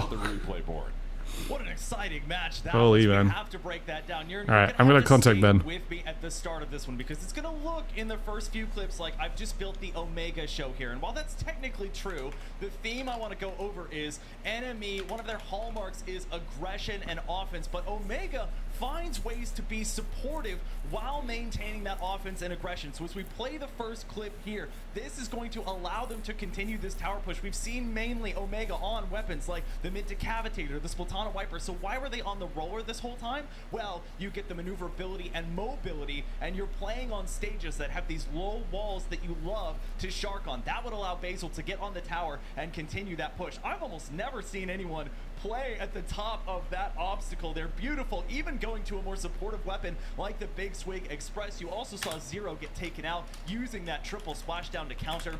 And now we see the torpedo you saw was being used to mark the enemy as well. So that's one way that you're supporting. And then enemies' adaptability. So this is the first push that Moonlight had that succeeded. They started it when they had 3 specials online. Keep that in mind. When you get to the second push in the last minute of the game, they're gonna have the same thing. So watch, 3 specials online again, but then they lose their primary Rainmaker carrier, and then they're starting to panic. They have to competitive Splatoon reminds you of competitive Fortnite.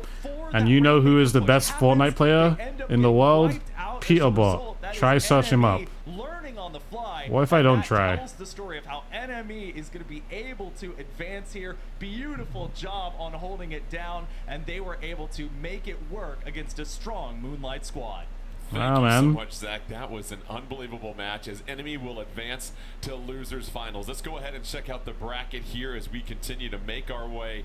Enemy will await the loser of Milky Way and Cream Soda, because up next will be our winners finals here in just a moment. We are getting closer and closer here in the Splatoon 3 North American League 2026 playoffs. We're going to take a quick little break right now. Cool. When we come back, we'll have more action, but in the meantime, enjoy a little Tick Splat Toe.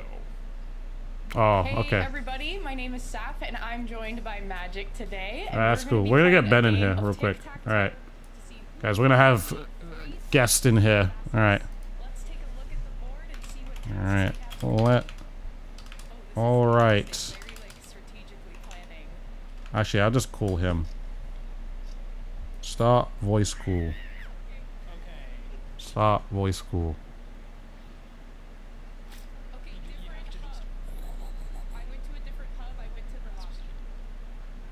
Alright, Ben, this is your time to pick up. It's your time to pick up. There we go, he's picked up. Hello? Picked up indeed. Nice. You here? Mr. That SRB2 dude. We call myself dude now. Let's go. Oh. We're on a first name basis now, I guess. Yeah, it's just dude. Hey man, yeah, how you doing? I'm chilling, man. I'm watching the Are games. you not melting in the UK? How I am. No, it's hot, dude. It's so hot here. It's like ridiculously hot. It's like hot. I mean, it's gonna be hotter actually in the next couple of days, and I don't think I'm ready for it. Dude, I think in Germany as well. Yeah, I think today was like 36 degrees Celsius, and That's tomorrow's gonna be disgusting. 39. It's gonna be 39. Yeah, I heard it's gonna be 38 here at some point, and that's Yeah. ridiculous. I don't think I'm gonna wake up. I'm just gonna sleep the whole day. Oh, do you have AC or not? Nope. I have a fan. I got the fan on Hey! level 9 right now. That's already something, right? I can get to level 12. Oh. But yeah, I just checked into the broadcast. I missed. You missed the first rounds of the first tournament. 2 games. But it doesn't matter because, I mean, those were the winners of the 2 games, so. But But I don't know the bracket. Do you one of your viewers maybe have a link? I don't have the bracket, but it's now down to the last 3 teams. So it's just Milky Way and Cream Soda. They're gonna do a winners finals match, and then whoever loses that, they're gonna play enemy, and then losers finals will play, and then grand finals. So, alright, that's all you need to know. Time just for the peak. Let's go. But I am sad seeing Milky Way go out. I was rooting for them again. Milky Way? Oh, you mean Moonlight? Sorry. Milky Way. Moonlight. My bad. Yeah. Yeah, that's unfortunate. I was saying I don't like their comp. Like, I just don't like it just being roller, and then like everything is just like I have a Zap, and then I have a 96, and like we also have an Elia, but like Zap and 96, it's like the 2 weapons where like you want to get your special, so you don't really. I mean, if you play it aggro, then cool. But like, it's like you want to have those specials, so you kind of like play to stay alive. So then it's just like, okay, if Basil gets a kill, then sick. But if they don't, then it's all onto Omega to get kills, and it's just like So, yeah. I fully agree. I think that having Zap and 96 on the same team is always something I wouldn't recommend. It's just 2 weapons that really want to play for the special, and you just lack aggression. Like, what is going on to the stream? Hello? Oh yeah, I thought it was just Did you see that? Yeah. Oh. Oop. They just like made Mel like freak out. What the heck?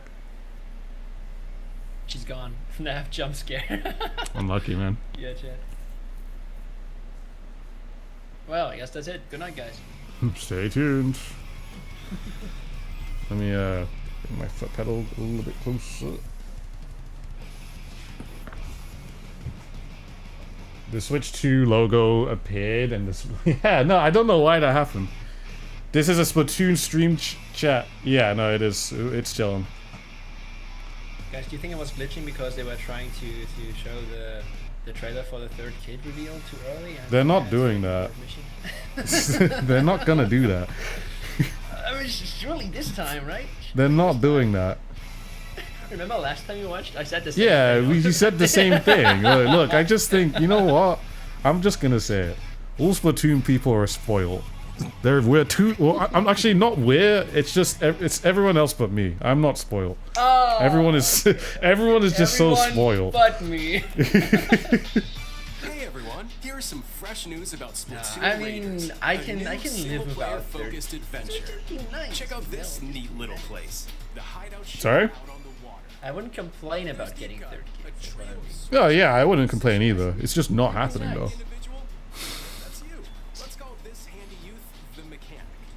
Definitely not happening on a Sunday either.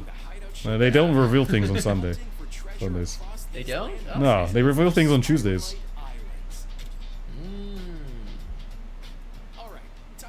I never paid attention to that. Mm-hmm. Always on a Tuesday. Except, when's the Nintendo Direct, actually? Oh yeah, look at that. It's on a Tuesday. Tell me I'm wrong. What is it about Tuesdays with Nintendo? Well, specifically Splatoon. It's that's that day, you know. It'd be interesting to know if other games like have a day where they get reveals. Maybe they do. So many, like, what if all Mario games get revealed on a Monday? Hey. Monday Mario. I don't know. Maybe.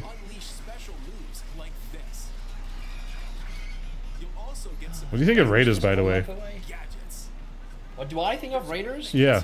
I am both hyped, but I try to like have my optimism at a healthy level. I guess.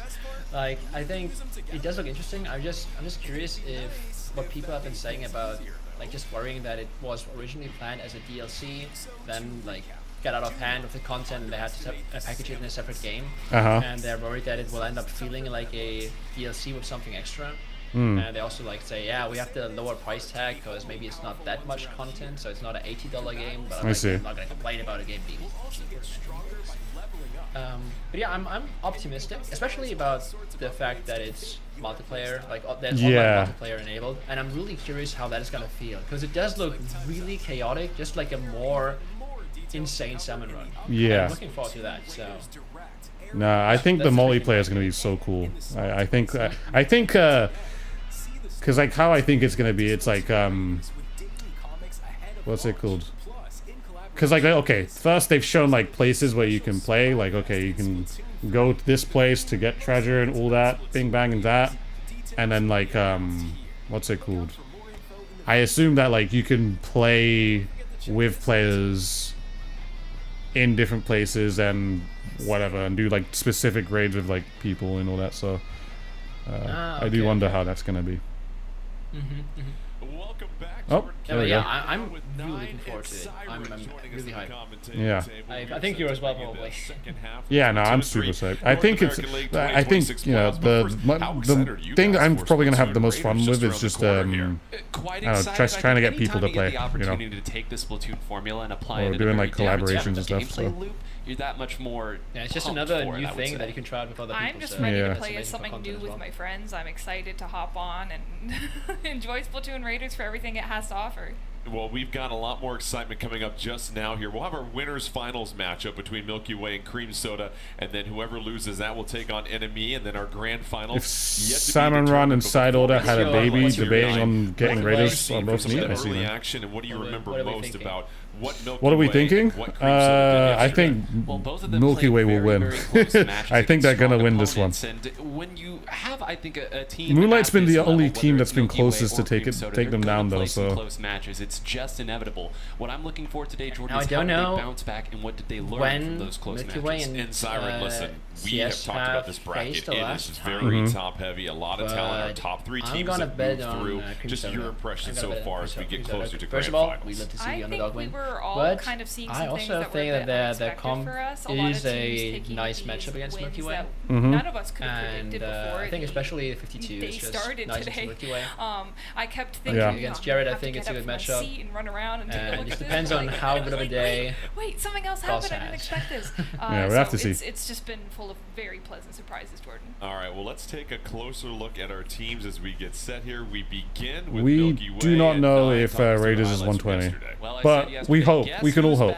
Back again. Milky Way is back, and they put on a show yesterday. Tell a friend. Close matches. They were dropping some games, but as I've said so many times with this roster, every single player on it is capable of taking over a game when need be. And there are some of these games where that is required of them. It is not so easy at this level. Whether it's Q moving about and keeping up pressure with this Snipe Rider 5H, whether it's Jared. He's right. Remember to like the stream. Distracted. Whether it's any of these players, they are all threats. It's why they're so consistent, Jordan, and their mental game, I think, is the strongest in North America. And you absolutely need that when you get to day 2 of the playoffs, and Siren Cream Soda will act as the de facto challengers. What did we see from them yesterday? Oh, we saw also, a lot did from we them, see Jordan, and not all that expected. crab Going in as the number 2 seed, I mean, a few upsets Splash got the nerf of the crab nerf, and Jared's pretty much the only player that uses a weapon with a crab special. So I assume we've only seen. I think we've only ever seen Jared use it. Unless there was I feel like there was another team that used it, but I mean, right now I think it's only Jared. Making their way to the position that we see them in now. But it's crazy how far we've come. Yeah, no crabs. The game started with full of crabs. Now it's they're not there anymore. Here, so just initial thoughts as these two teams clashing in splat zones. Obviously, I think it's for the better. Honestly, 7-2 against the top. Because that bomb was just too. The bomb was just too ridiculous, to be honest. Have a weak game mode, but this wasn't their strongest. At least its AOE is just like ridiculous. What makes Splat Zones an interesting choice between these two teams is both of these teams in the last week, 2 weeks that they've had to prep. Though I think one prep per team, and I think typically Splat Zones is where the teams go to identify. And also has a great composition. Are we going to swap our skill ceiling, skill expression potential? So it's just now that they're starting out with Splat Zones, it's one of those specials where I don't just press the right stick and it's really interesting because for Milky Way, you were pushed to the brink. You had a game 5 like yesterday against Moonlight. For Cream Soda, you're a team that feels that they've got the composition, the talent here, Siren, to take it to Milky Way. What's the mental approach, you think, for Cream Soda as they get set to possibly score an upset here? I think a lot of these teams have more of an analysis-based focus on today, especially because they don't really have a lot of data to work with in their personal experiences. So they can't say, well, this worked, this didn't work.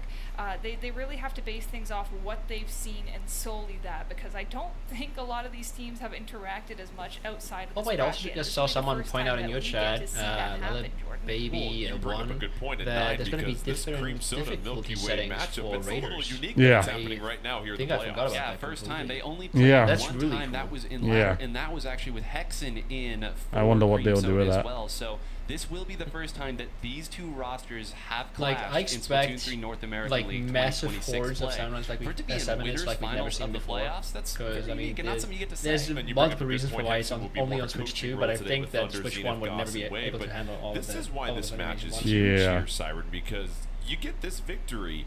If you have a rematch in grand finals, you don't have to reset the bracket here. You're going to make life. Hi, dude. I only watch your streams the next day due to subtitles available the next day. Just had to say hello and sorry about all the weirdos on Twitter, man. People take stuff so serious.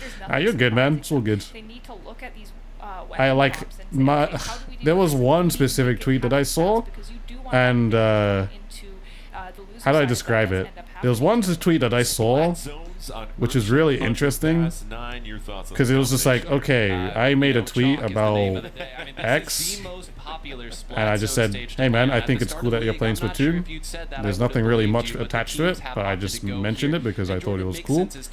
And it's like, afterwards, people are saying, hey, we should not be welcoming this guy into Splatoon because, you know, it'll make Splatoon a toxic place. But then this person makes a quote retweet and says something extremely toxic to me. Here, Siren. If you're Cream Soda, how do you best approach that potential? So who caused it? My question to that is that who caused it? Was that X or is that just you being toxic? And the entire approach that Milky Way has, was I toxic? Has to change. So I think you're still dealing with some very I don't know. viable threats there, such as Jared's crab tank. That's going to be. It really makes you think: who are the real toxic people in the Splatoon community, and who are the people that you don't want in the Splatoon community? And sometimes it's a lot closer to home than you actually think, instead of actually people who are outside of the Splatoon community. With the mini Splatling family is a great counterpunch, not only because of the main weapon, but also because it has an ultra stamp, and we've seen so many highlights of that thing getting chucked across the gulch and taking some players out. But Jordan, you brought up something interesting there. There's always an adaptation that Milky Way has. It's very rarely from a weapon selection standpoint. It's mid-game. It's how they position. It's how they attack. There were a couple games yesterday where I remember thinking they figured it out right there, and then they ended up winning. Well, this isn't going to be just a steamrolling opportunity for Milky Way. They have been challenged, as we mentioned. The rest of the field has risen up. Can the defending champions get to grand finals once again? It starts here in winners finals. Game 1, Milky Way versus Cream Soda. Siren, what do you see from these loadouts here in Urchin Underpass? Well, I'm seeing, I believe that's going to be a custom blaster on either side of each roster coming out from Brand and Thunder respectively. Both teams going for a mad dash for mid, and just as we expected, we do see Q switching to play the mini Splatling on this one, going for the shorter range options just to deal with how tight quarters the Alright, the game started, by the way. Yeah, I know. I'm watching. I was waiting for you to say something. Yeah, no, I had to say something in the chat. Milky Way trying to wrestle it away, but Cream Soda 9 doing a fine job of regaining it. Yeah, you saw. By the way, blaster nerf. Do we notice it, dude? Yes. You see 2 or 3 players. At least in solo, like people. Okay. I notice it mainly because people who are not that good at the game are now not hitting shots, which is the big thing that I notice. So like all of them people are exposed and they're just not using blaster. I still hit every shot. Okay. Yeah. Trying to flank here a little bit. And how about Wave moving forward? You love the way like little Timmy's not just running around just like using his blaster and just getting kills. It's okay now. Cream Soda really moving moving into zone, and it's not like they've moved very far past it at this point. It feels like they've been very comfortable, and that might be punishing to them right now, as you see that Milky Way's been able to get back in and take a recap and apply a little bit of penalty down onto the members of It's Cream interesting to me that Cream Soda is still using heavy spotting. Yeah. It feels like they're all set to go here 9 as Q and the rest of the I think it's cool. I mean, I think it's just because I don't know. It probably feels good to still kill with. It just doesn't pain as much. But I mean, I guess it still pains like decently, but just not like crazy amount. Eventually, you're gonna have your chance to have your say. I think like the pen and heavy comms are going to be less of a thing. Yeah. Heavy as a single backline. Back into their hills area that's so far back, and there's not a lot of specials that Milky Way has that can break themselves back in. They're gonna have to do it with main weapons. Cream Soda had the zone for a moment, then they lose it. 40-second penalty applied. Milky Way's got it right now, but Cream Soda right there, Siren to threaten. It feels like Cream Soda has yet to be pushed back in a spot where Milky Way can advance forward. Well, you speak about opportunities for Cream Soda to be pushed back. I think we're looking at an ideal one. Jared on the left side is going to approach these hills finally. As Zenith gets picked off by Brand, Brand is going to be moving up as well. They have a tactical at the ready, so there's really no penalty for them to move forward than they currently are. Going to be jumping back. That's a smart decision to stay alive and picking off Thunder. This is an absolute rampage. Oh, nice jump out. Great call out as Milky Way continues to step on the gas. They're going to flip this game over. Oh, here's the splash. Goes right through and gets Goss. Ben, can you make your microphone a little louder? Absolutely huge. My because mic if Goss louder. wins that fight, Yeah. there was nobody else defending the right side. Now Jared's going to jump out. They're going to take the lead. Look at now how Goss and Zenith have been fired away. They're fighting out here. I can't believe they won that fight. That should give them back on the zone. Maybe not, but Milky Way Actually, has wait. the lead. Milky Way took the lead. No, wait, is this better? That's better. That's so much better. So much It's a better. little better? Okay. That's so much better. I can still turn it up a little more. I'm just afraid that at some point the game will be a little too much. No, you're perfectly fine. That's a bit Alright, loud. alright. Okay, wait, hang on. Let me turn you down to this. 100%. Alright, go. Hello. Hi. I'm Dubin. Goss going toe-to-toe, down they go. It's a trade, but it's still Cream Soda. That should be okay. I already turned it down. That should be okay. Okay. Yeah. There's Zenith retreats. Okay, we're in single point. Yeah. Did you, trying to get a couple of picks. They get iced. Never mind. Alright, so Cream Soda is one. I told you. It's just one game though. I told you.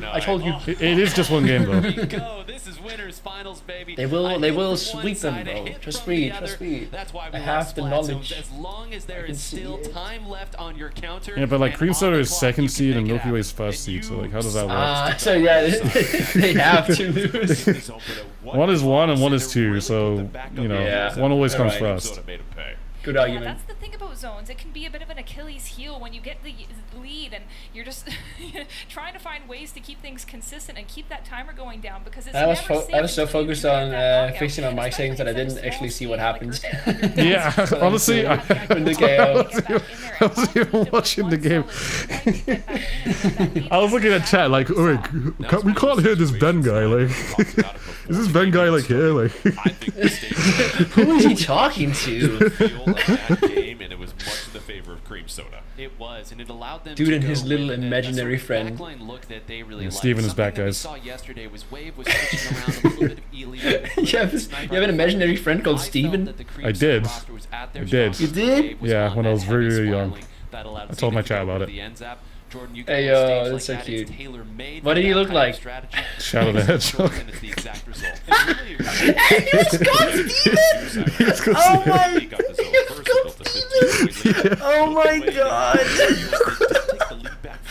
He had race cars, a mansion, he used to fly airplanes, he was so cool. Yo, that's a chat. He Oh had my so god. much money as well. Who wouldn't want a Steven as a friend? Oh my god. He was such a cool guy. I actually met him once. Well, actually, of course I met him, but like, I had an interaction with him once. And like, I don't know if I should be scared about this now, but like, okay, so there was a rock on my windowsill, and I was like,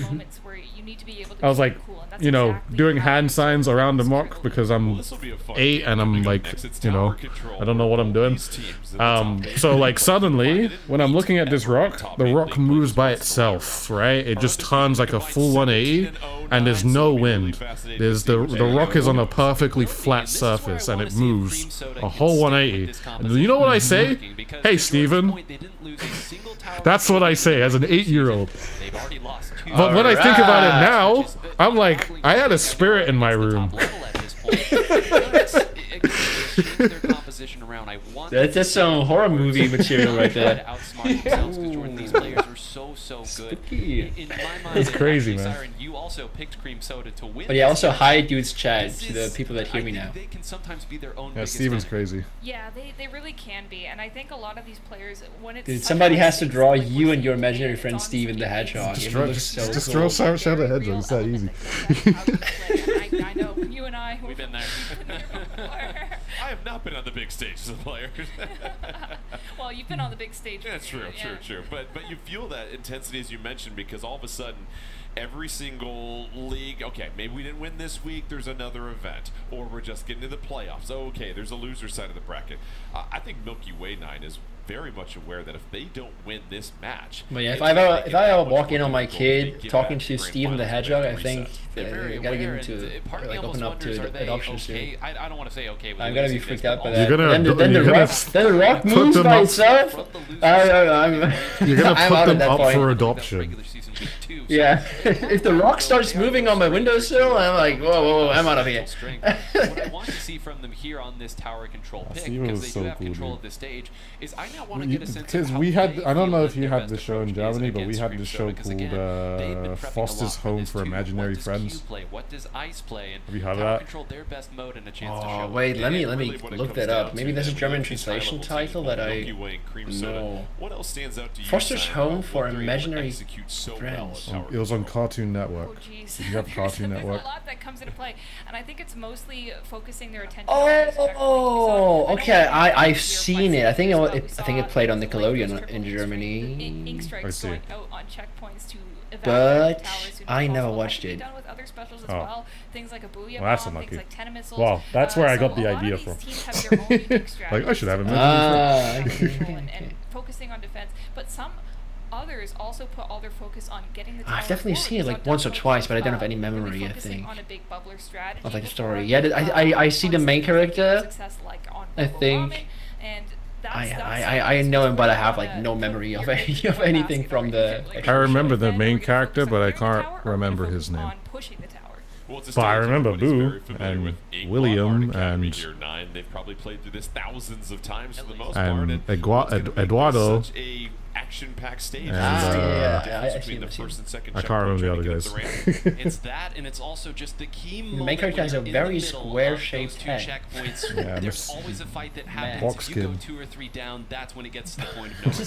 All right, 9. Alright, okay, let's get back to the important stuff. We're back in the game. Back in the game. Alright, we're back on duels. Well, we have something that I did not know Zenith had in the bag. Classic Zenith, of course, can play Kong. just about any weapon, but a splatter shot coming out here. That has the suction bomb, which is so strong. Splatter shot and 52 in the same combo. Yeah, Zero's playing. Wait, no, Zero's not in this game. Okay, never mind. I was about to say, yeah, Zero's been playing a lot of Splash. Cream Soda's on the tower. They push it to 4, but they're going to be a little patient. You see Zenith trying to come from behind with a flank with that Trizuka, unable to pick up anybody, but applies a little bit of pressure as Cream Soda advances forward. You like the way, Siren, that Cream Soda has come out the gate in the early going. Cream Soda doing a great job at moving the tower, does not really rely on a man advantage to do so. Wave is just standing on their very own here as Goss comes around to finally support. And what an explosion! Really interesting to me that Wave didn't decide to jump out on bottom left. Getting a couple more important spots. Yeah. They just were able to hold that basically, got 2 kills, and now they push these guys, and that's not It's going to take a whole lot more than that, Jordan, to dislodge them. It certainly will, and to your point, they pick up 15 points. Milky Way is going to take the tower, pass through mid. They didn't even want to let that thing reset. They probably saw something there, 9.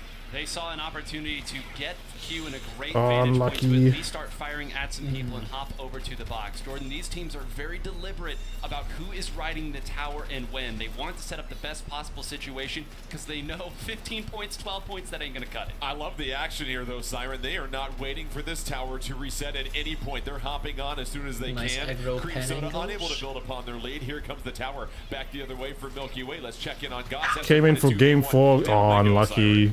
Hero kill. Bran is able to pop these ink strikes. That's 2 members down on the side of Cream Soda as Bran is running in, trying to take care of one more backliner there. As they jump towards the tower, is going to try and help and deal with Goss, but that splash wall going to be able to bail them out as Q clears that first checkpoint. Milky Way takes the lead. Milky Way back in the lead, 3 down. Or 2 down, at least. Yeah, it's going to go down to like 30 points. I didn't know the suction bomb can just bounce off the tactical like that. I've never seen that. Interesting. You've never seen it happen? No. I've never thrown a suction bomb at a tactical before. Like, okay. That's the first time I've ever seen that. Oh, nice. Oh, that's... Jumping in and seizing the moment. There's a forward. They might be able to clear this one out. Come on, 33 and the threat's still not gone. Ooh, bang, bang. Nice kills. But then responding, it's Thunder that gets 2, and all of a sudden, Cream Soda's trying to push back the other direction. Wait, Q got Goss with the tap shots on the flank. That was clean. Thunder as they force a couple of members of Milky Way to back up, but then here comes Milky Way Siren. 2v1, it's easy pickings. Sometimes your defense is just standing. Yeah, it seems like Milky Way wants to go right back into aggro and avoid neutral play. Yeah.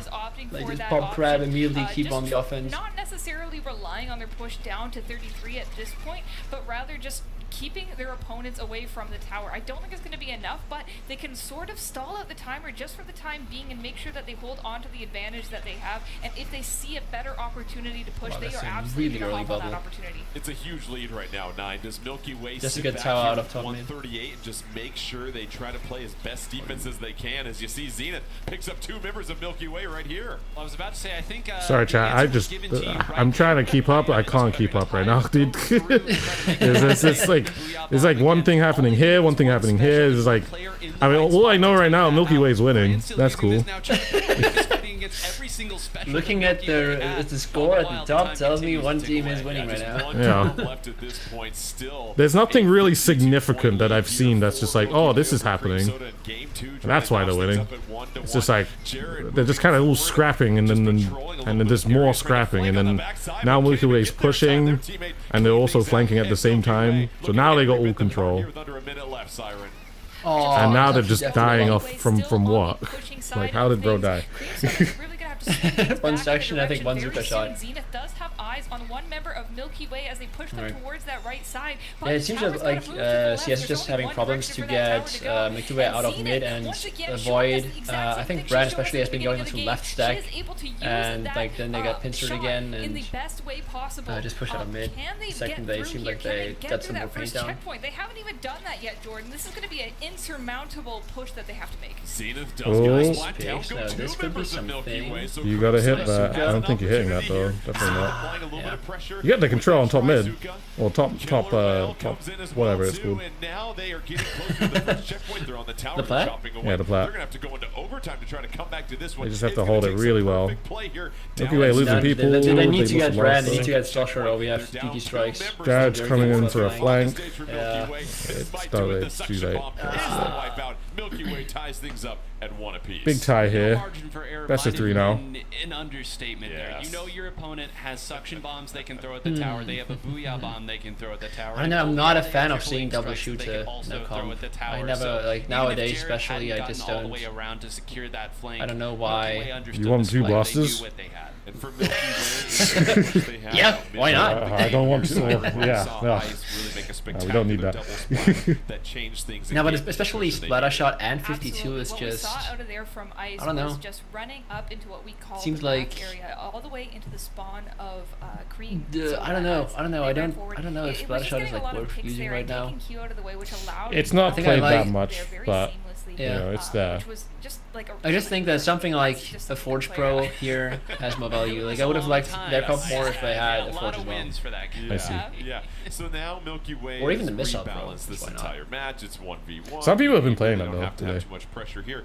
What mode do you think they choose to go with here? Austin Campos, what's good? How am I doing? Good today. A lot more after the release, I think, right? I think it did get a little less popular. It was only like kind of kept playing on zones, right? At the very start, when it was released, a lot of people were playing it. now these days, Soda in particular feels strong because we it's saw there, the but game it's not played as Splat much. thing that's come out of Wave. That time it's the Snipe Rider 5H. I don't think that we're going to see it's still on zones only switch pretty off much, of this right? composition Yeah. that worked I right find there. That people play composition they Forge just more ran than is the same one that they ran in missile the one. last playoffs to win it out. So I'm intrigued to see. I understand though, I've because been the enjoying the Blue Forge Bombs one is and just, TC as well. I like the Forge and TC. Yeah. Something that's maybe a little more that just makes the most more sense. supportive. Yeah, and when you have that consistency here as well, too, Siren, you've been at the stage. Of Yeah, last stream I discovered that I'm actually a beast on Forge and Hammerhead. I think I played like 15 games and won 14. Next year. That's pretty cool. Get as comfortable as they want, but at the end of the day, it's Cream Soda's stage pick at this point. So, Ball is mostly in their court, I would say. 1 a.m. I do not have a favorite weapon. I was like, nah, I gotta keep playing. What, you played up till 1 a.m.? That's crazy. At this point, they have I gotta wake up in like 6 hours, but I'm getting so many points right now, I can't stop. I see.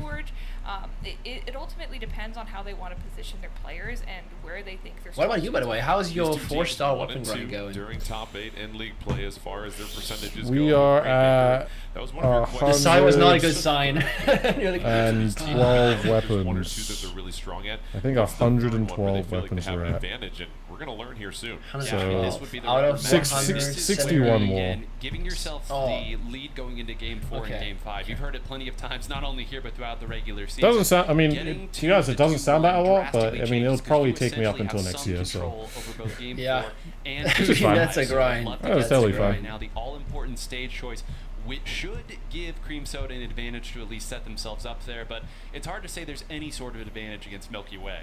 It'll be Manta Maria, and we saw Cream Soda last choose this stage to help get the victory in Game 1. So, thoughts about Rainmaker and Manta Maria here? I Rainmaker have a Manta. lot of thoughts on Rainmaker on Manta Maria as somebody who played a lot of Splatoon 2. That was one of our like tried and true classic picks back in that day. However, Manta Maria is interesting because it does still have those 2 check points on either side of the stage, and there's been a kind of, I don't want to say new strategy, but it's been more popular recently where people bring the Rainmaker over to that left side pedestal and then use the height of the left side pedestal to take that flank route that's really, really popular on the left side, and it can throw your opponents off their guard a little bit just because the defending routes are either, you know, one side over here or one side all the way over here. Like, they really, really have to pick a side. There's no like, okay, well, we'll have to send one person here and one person here. Because ultimately, whoever is escorting that Rainmaker, they're going to have like a huge wall of people around them. So not giving yourself the most advantage possible could lose you the game. I love the strategic dialogue as well too as they're thinking this whole thing out, and that's the thing, there's a lot of just clear sections in this stage here, and the one you choose you want to really make sure you commit to. Well, I think that this is a stage maybe more than any other that we see where if you have an Ultra Stamp or if you have a Booyah Bomb, if you have anything that can very quickly pop that Rainmaker shield, I'd like to see a Vac 96 in this point game. of no return type sections. Sorry? You're either in an area where you're totally I'd like to see a Vac kill you've 96. dropped down, so look and see if these teams have brought like everyone is playing it. Like literally. Rainmaker Not since I started watching. Siren. Our loadouts for there this we go. Everyone is playing this weapon. There we go. We see 2. Let's go. I have absolutely no surprises here, Jordan. I see Jared pulling out the dualies. I see a Vac on both the side of Cream Soda and the side of Milky Way. So there's really no surprises here. Milky Way is going to go with the comp they're comfortable with, but just add the very slight variation going for to make the it a bit hyper more aggro. Rainmaker tailored. So far, 1 member down for each team as we get started. The first 20 seconds here. Rainmaker's available if Goss wants it. Goss going to go with the Killer Whale instead and Splash Wall to provide a little bit of cover.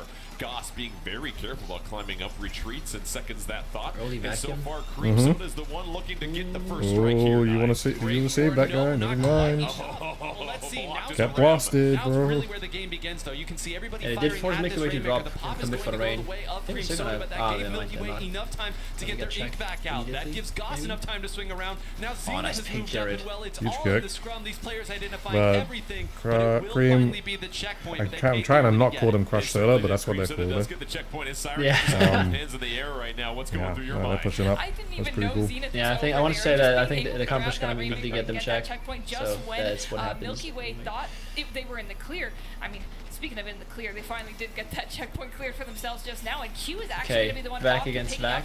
Rainmaker as Ice oh god. With the ink vac. Seems like Cream Soda has one of their very own and is able to stop Milky Way before they're so Milky Way pushed it to 29. Okay, so Cream Soda, what is your response? Chase Jared away. All of everyone is off spawn. Milky Way all the way down to 29. Both teams have gone through the first checkpoint, which means the responses could come quickly here, 9. Well, you saw how quickly that got to 29. Now they're just going to play like a scrappy game on certain other stages, to see who can pick up the Rainmaker. It's going to be really like pretty much impossible to get deleted without any vac in Street, and to even get to vac, then you get like 3 picks on Milky Way. So it's going to be a tough task, especially 2 down on the team right now. Jared's going to take one out, force the other back, and Milky Way back in control. Milky Way is in control. They have the Rainmaker. Jared's going ahead to try and scout things as Q hangs out from behind. It does feel like 96 is really nice in like the middle area of the map, but as soon as you gotta go onto onto their bunker or somewhere, it's a little tough. It's just awkward. If you're not positioned right, it's just awkward. Speaking of which, Brand is able to get a pick onto Zenith. That is going to help. I think I'd actually prefer pushing right over the right checkpoint and then using back right there. Oh, Jared trying to get into a good flank position, but it seems like Zenith has great eyes on it for herself, has the vac at the ready, and is actually going to use that to help clear the Rainmaker, so they're not going to maybe have that in time for a push of their own. If they get Bran on this left side and maybe clear bunker, I think I can see this being a good push. Oh, nice bubble. And we'll see if Wave will just let that Rainmaker reset. In a really tough spot. They ain't going nowhere with that. Make sure you put yourselves in the best position as possible. Brand making sure getting kills. Doesn't have any position to put themselves into as the Rainmaker resets. Yeah, that's a tough look for Wave. There were a couple moments there where you can either grab the Rainmaker and push it forward, or maybe dive in to try to take out Brand. Cream Soda has been really struggling to get neutral that goes out positive for them. Pay for that. Still moving forward here, and as long as this blaster is moving around in the center with that much turf underneath, you never feel safe, and that's why you see Goss playing so cautiously. How did Bro get that? Brad. Goss goes down. Brand when did he get there? Getting a little bit more support as well too, dropping down below Zenith, playing a little bit of time. He's going to get the slide. Zenith able to close things out. Here's Wave checking in from behind. Does Cream Soda have one more push in them? 1:30 left. Time is ticking for Cream Soda. They Zenith has forced back so early in mid without anything happening to benefit their team really. Yeah, that was just 2 down. They did not need to do that. Anyway, they are just going to be standing around that Rainmaker for as long as that felt more desperate than anything. But they see that there's 4 members still standing up on the side of Cream Soda. They're not really going to want to pick up that. It feels like vac is most impactful when your team is carrying Rainmaker and enemies start to panic. And, then there's a moment where you get like 3 picks. But this neutral going in mid with a vac, seeing that the other 96 also had their vac ready, it's just going to be the suck off in mid. Like both using back at the same time with nothing happening really. Because neither team can shoot each other. Be careful on defense right now, 9. They do. They've defended so admirably. Oh, okay, never mind. That's different. It's still. Oh, they just died to Brand. Never mind. They just died to Brand. Goodbye. Oh, well, that's the blast enough working. Nah, that's good. I think Brand still gets the kill on a Wave as well. That could be the play of the game to try and seal the deal against Milky Way. Brand dancing. Down they go. 3 members surround. Cream Soda Siren has to strike here. Okay, so Cream Soda doesn't have a vac. I mean, I don't think they come back here. See? Hot take! Hot take! In the last 2 seconds he's saying, I doubt they'll win this. I don't think they're coming back here, unfortunately. Way will take 2 straight games and go up 2-1 over Cream Soda, and I think you have to go back. Who could have predicted that at 2 seconds remaining? I'm just pretty good at my predictions. I'm not really ever wrong. I don't think I've ever been wrong ever. Doesn't it just look so hard to get anything going against Milky Way? I mean, the big note when I was kind of looking at the way that this edition of Milky Way has been playing is they may not always go on the big streaks. I know it feels weird to say that after what Brand just did, but when they control an area, I might be a psychic type. They call me Mega Metagross. And then when you finally do, any one of those 4 players can take it away from you. So they get 2 wins in a row, and now the pressure shifts to Cream Soda here, Siren. And for Milky Way, we've mentioned their championship pedigree. And it is best of 5, yeah. You tried to pick a different stage, and now your back's up against the wall here. Is there any adjustment you see from Cream Soda? That I feel like that's what you'd want to do in Rainmaker. Like, I feel like now these days when people get like a really good push, even at the start of the game, it's like, you know, what's the point at the end? You don't really need to do anything more. Of adjustment, and I wish, especially in a setting like this, in a tournament where like both teams know the pressure's on really. There's pressure on your opponent to do something, and you just like having your push at below 30, especially on a map like that, where that is like really good. It's just you don't need to do anymore. It's the likelihood of you KOing, and it's gonna be very little. Or like for you to improve your score, you would need so much to happen. Yeah. So instead, just stay defensive. Yeah, it's so impressive what Milky Way does, let the pressure be on the enemies.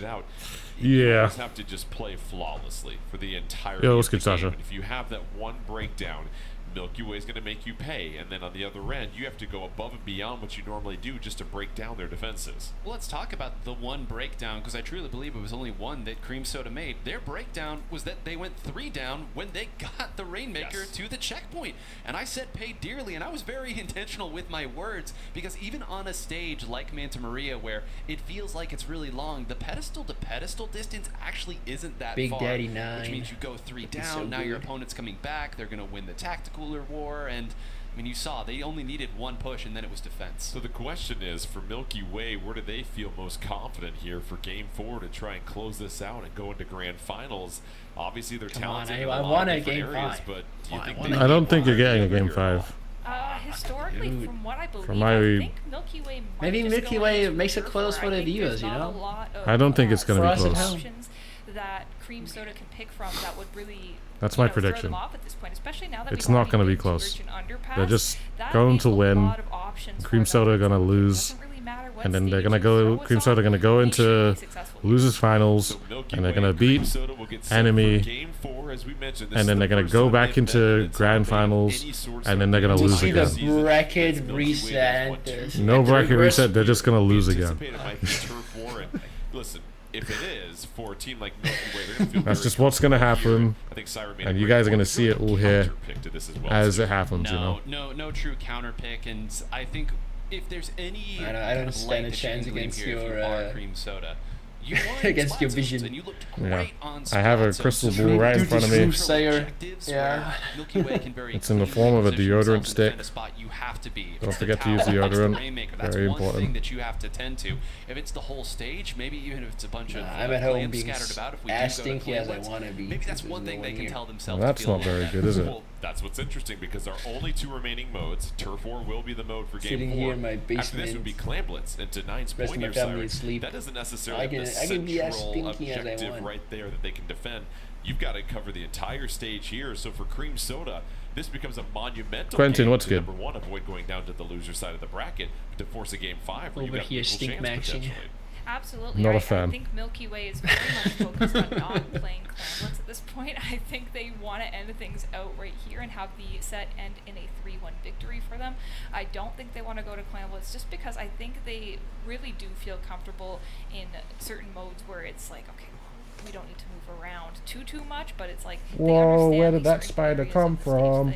That they need to focus on. Turf War is going to be a little bit different because based on where you position yourself, you might start the objective in one area and then sorry guys, I'm gonna commit some murder. You might be on your opponent's side of the stage. It's never linear with Turf War. You are not welcome here. It'll be Turf War on Museum del Foncino, and we saw this, I believe, the last match where someone counterpicks a popular Clamblitz stage to burn it on Turf War here. You took my entire thing. I was gonna say. I'm sorry. You know, you commentated. This is only fair. No, I mean this is exactly why you do this. Guys, now, I killed a spider. Just so you know. Cream Soda watched it. We all saw last playoffs what Milky Way is capable of doing on Clamblitz Museum d'Alfonsino, no matter how far they are down. You don't want to be on that side. Yeah, I also had a spider today in my now at least you are taking away the strongest Clamblitz stage that your opponent was has. tiny, so I took it on my hand and threw it at sight. Nothing I don't like about this troll. This will I think they make got it cooked by the even sun. larger for Cream Soda to stay alive on the winner's side of the bracket. If not, they lose this one. They take on Enemy in the losers finals. Here we go. Turf War, Game 4, Milky Way versus Cream Soda. And Siren, sometimes we do see different compositions when it comes down to just covering up as much turf as possible. What are the changes we see here? Okay, well, it doesn't. I guess it doesn't really matter if it's yeah, it doesn't. You can come back in the last 30 seconds. Yeah, that's all good. Because nothing ever happens in the first 2 minutes and 30 seconds. And that's going to do a great job at providing these tactic coolers for her teammates as they move in. We see a having the first one. Hey, took the words right out of my mouth. That is cool. Thank you very much. I don't know why, but I always like the mid more than the B one. It's always great. Preventing the members of it is really good. It's really good. I think even most JP teams nowadays play the mid more. Doing a great job at that so far. The B one. Garrett goes crabbing in the early going here, able to pick up the splat, and it comes that balance again, 9 here between turfing and splatting. And the early also, turf is the only mode where people think that the value of crab is still the same. It's just so good at like holding an area for a long time. Especially having like a crab up in the last 30 seconds on top of it on this map is going to be like crazy pressure. So I think. I'm not gonna lie, I didn't hear a word you just said. I just got back. Oh, good. I'm just trying to keep the viewers busy. Oh, nice. Jared's gonna sneak around the backside, look for possible flanks. Anyways, 2 minutes into the game, what do we got? Choosing their spots here, Siren, and you have to love how aggressive they've been to not just get turned, but to really seek out members. It didn't miss anything, as I said earlier.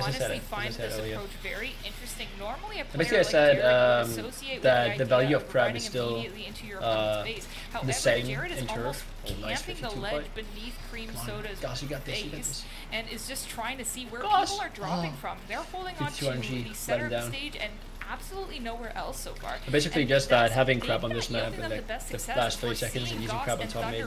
Yeah, I think so. Insanely valuable, so yeah. That's why both teams decided to play crab up in the end. Isn't as strong with just Jared watching that ledge. A lot of turquoise ink on the stage right now, but it's going back and forth. Cream Soda and Zenith, they're tactic coolered up, but every time they take a sip, they get splatted here, 9. Well, they're going to have to, because it appears finally Cream Soda has broken out of their own side. They have been fighting hard to do it. Milky Way overall has better weapons to win fights in mid, though. They still have a lot of work to do. I think they also just play better in general in comparison to all the other teams that I've seen play. It's just there's just a whole lot more. I mean, I don't know. I just noticed like there's a higher level of just like what's the word? Well, not just everything, but like mainly like what's the word? Discipline. Discipline. That's it. That's it. That's it. It's like they make a whole. They don't make as. Oh my god. They don't make a lot of mistakes. Thunder going for big play. Thunder, don't die. Don't feed Q. Don't feed Q, bro. Thunder will die. Look, it's gonna happen. 10 seconds left to go, and they're one member down. Are they going to be able to? Everyone else is dying. Of the stage to deal with things. Thunder going off in the final 15 seconds. Will it be enough, though? I don't know. It feels like Milky Way came from behind. Dude, why did Crush Soda lose that fight, dude? Why are you surprised? They had to lock in for one fight, bro. They had to lock in for one fight, man. Thunder had the play going, dude. I told you the results of the game. Why are we surprised? And it felt like from the You're boring, man. had a little bit more acceleration. It's just knowing my stuff, man. There were so many times I was watching the top of the screen there, seeing who was going down. I'm picking the obvious favorite. Were going down in their own base. Yeah, but look, they won. I'm right again. Weird. I know. Pushing forward to get it done. We saw a sequence there where very strange. Fighting the entire very strange how they would win. When that's how you're feeling as an individual player, you know your opponent's one step ahead, and I think it showed. All right, let's go ahead and kick it over to Zach, who's at the replay board to highlight some of the big-time plays from that previous match. Zach? Thanks, Jordan. The Blaster really said rumors of my absence were greatly exaggerated as we saw both the Blaster and Custom Blaster in that match, as we saw some great behavior from both Crush Soda, or Cream Soda rather, and Milky Way, as we take a look at Thunder ending off game 1, doing a great job at solidifying things here. We'll go ahead and play through the clip as well to show you off what we're gonna do. Beautiful job to end this one, just eking down the last few points. But the main area that I want to focus on is this second clip. There is no perennial mini map in Splatoon 3. Now you can bring one up and it covers the whole screen, but you do not always know where you are. And that's why I want to highlight what Bran is doing here. Bran gets the splat, yes, but we're gonna pause mid-air here because I want to show you this is a focal area. Of course, this is where Bran is jumping to. This is where the momentum is that Jared has created right there. And the Booyah Bomb that you see all the way at the bottom of your screen from Ice, that's the destination for it. So Bran, yes, might lose a life there, but you are maintaining momentum and pressure, as we'll see Q as we play through the clip here, coming in on the tower. I so love one this of the biggest analyzer difficulties on the Art Academy is that first checkpoint. They're just so How you get knowledgeable your tower pass there, you about create everything about all of what's this happening in the momentum game. ahead, and then And I feel more so magic. educated. It looked like Now I Cream feel Soda had the advantage in like this I want to play large open Splatoon area and on Manta Maria, go and put this to but Bran, my that's part of go why and put he this to the chose test and see if it really variant of the works. blaster. You stay alive and you Yeah, even not create in tension X rank or that solo forces queue. Wave back, Not with allowing the X rank Milky teammates. Way to No, it will hold work. on, and Trust. will end up Zach wouldn't They like will it. also see the stream and Zach will would know not like it. exactly where to Check out push the when. bracket as we now have our first team at Grand Finals. It's the 1 seed Milky Way. Alright, guys, there's only 2 games left. Final 2 games. So losers finals and then grand finals. No bracket resets. Not happening. For Cream Soda, they lose here 9. It will though. It's not happening. It's not happening. Actually, I hope it doesn't because I gotta go sleep. Look, I would have said that there was potential if Moonlight won, but they didn't win, so now there's no potential. That's how it's going.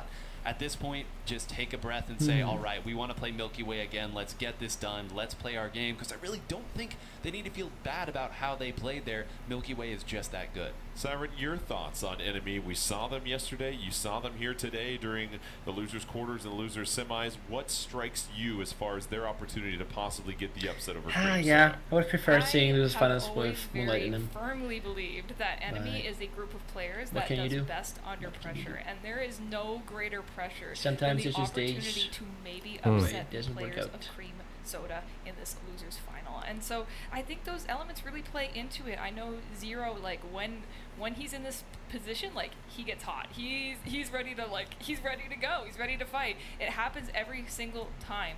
And I know that they have a great fighting spirit. So look, those things do make an impact. They make an impact. They absolutely do, and I think to your point is. Do you reckon Milky Way might win this? Conversations with some of these They're gonna win. Seems very, very locked in this week and really confident what Enemy can do. And this is a team that, as we said before, the high highs and the low lows are Enemy. But when they're playing their best, they're right up there with some of the best. Now listen, there are only 2 losing records: Art of Milky Way and Cream Soda. But again, like you do with these playoffs, you throw a lot of that stuff out the window, and now it comes down to who's going to perform best when that pressure's on, and both teams well equipped to possibly get the win here. They are, and you talk I'm only saying they're gonna win, mainly because it did not look like they were really trying to win against Cream Soda. I'm sorry. It did not look like it. I think especially the Rainmaker game was very exposing. They really just showed how much control they had the entire game, and it never really got close to a point where you thought, oh, now they'll. I had have pressure on them. Like it was so solid, like the entire game. game. Really do much the next 3 games as Milky Way looked dominant. What do you think Cream Soda needs to focus on as a team here as they get set for this match against Enemy? I think they're going to have to maybe hit Alt F4 on their brains for a second and say, like, look, this loss doesn't matter. We need to focus on everything that's ahead of us. We've played Enemy before. We have a great record against them. We can absolutely repeat that here and take that momentum going into grand finals if we make it that far. And I think they're in that mindset right now. I think they believe that they can absolutely get through here and make their way into grands. If you're Enemy 9, do you expect to play it with just a little bit more aggression to set the tone early, or how do you Siren said for this F4 against Cream Soda? Any adjustments you might make, actually what it are is doing when they're playing hold home actually it is hold the power button, hop on top of it. I mean, look, scroll down twice, going to attack, all right? There hit are moments power where they off. can step back a little bit. I wouldn't say hit the brakes, they never do that, but sometimes you just ease off the gas a We're little playing bit. on the Switch too.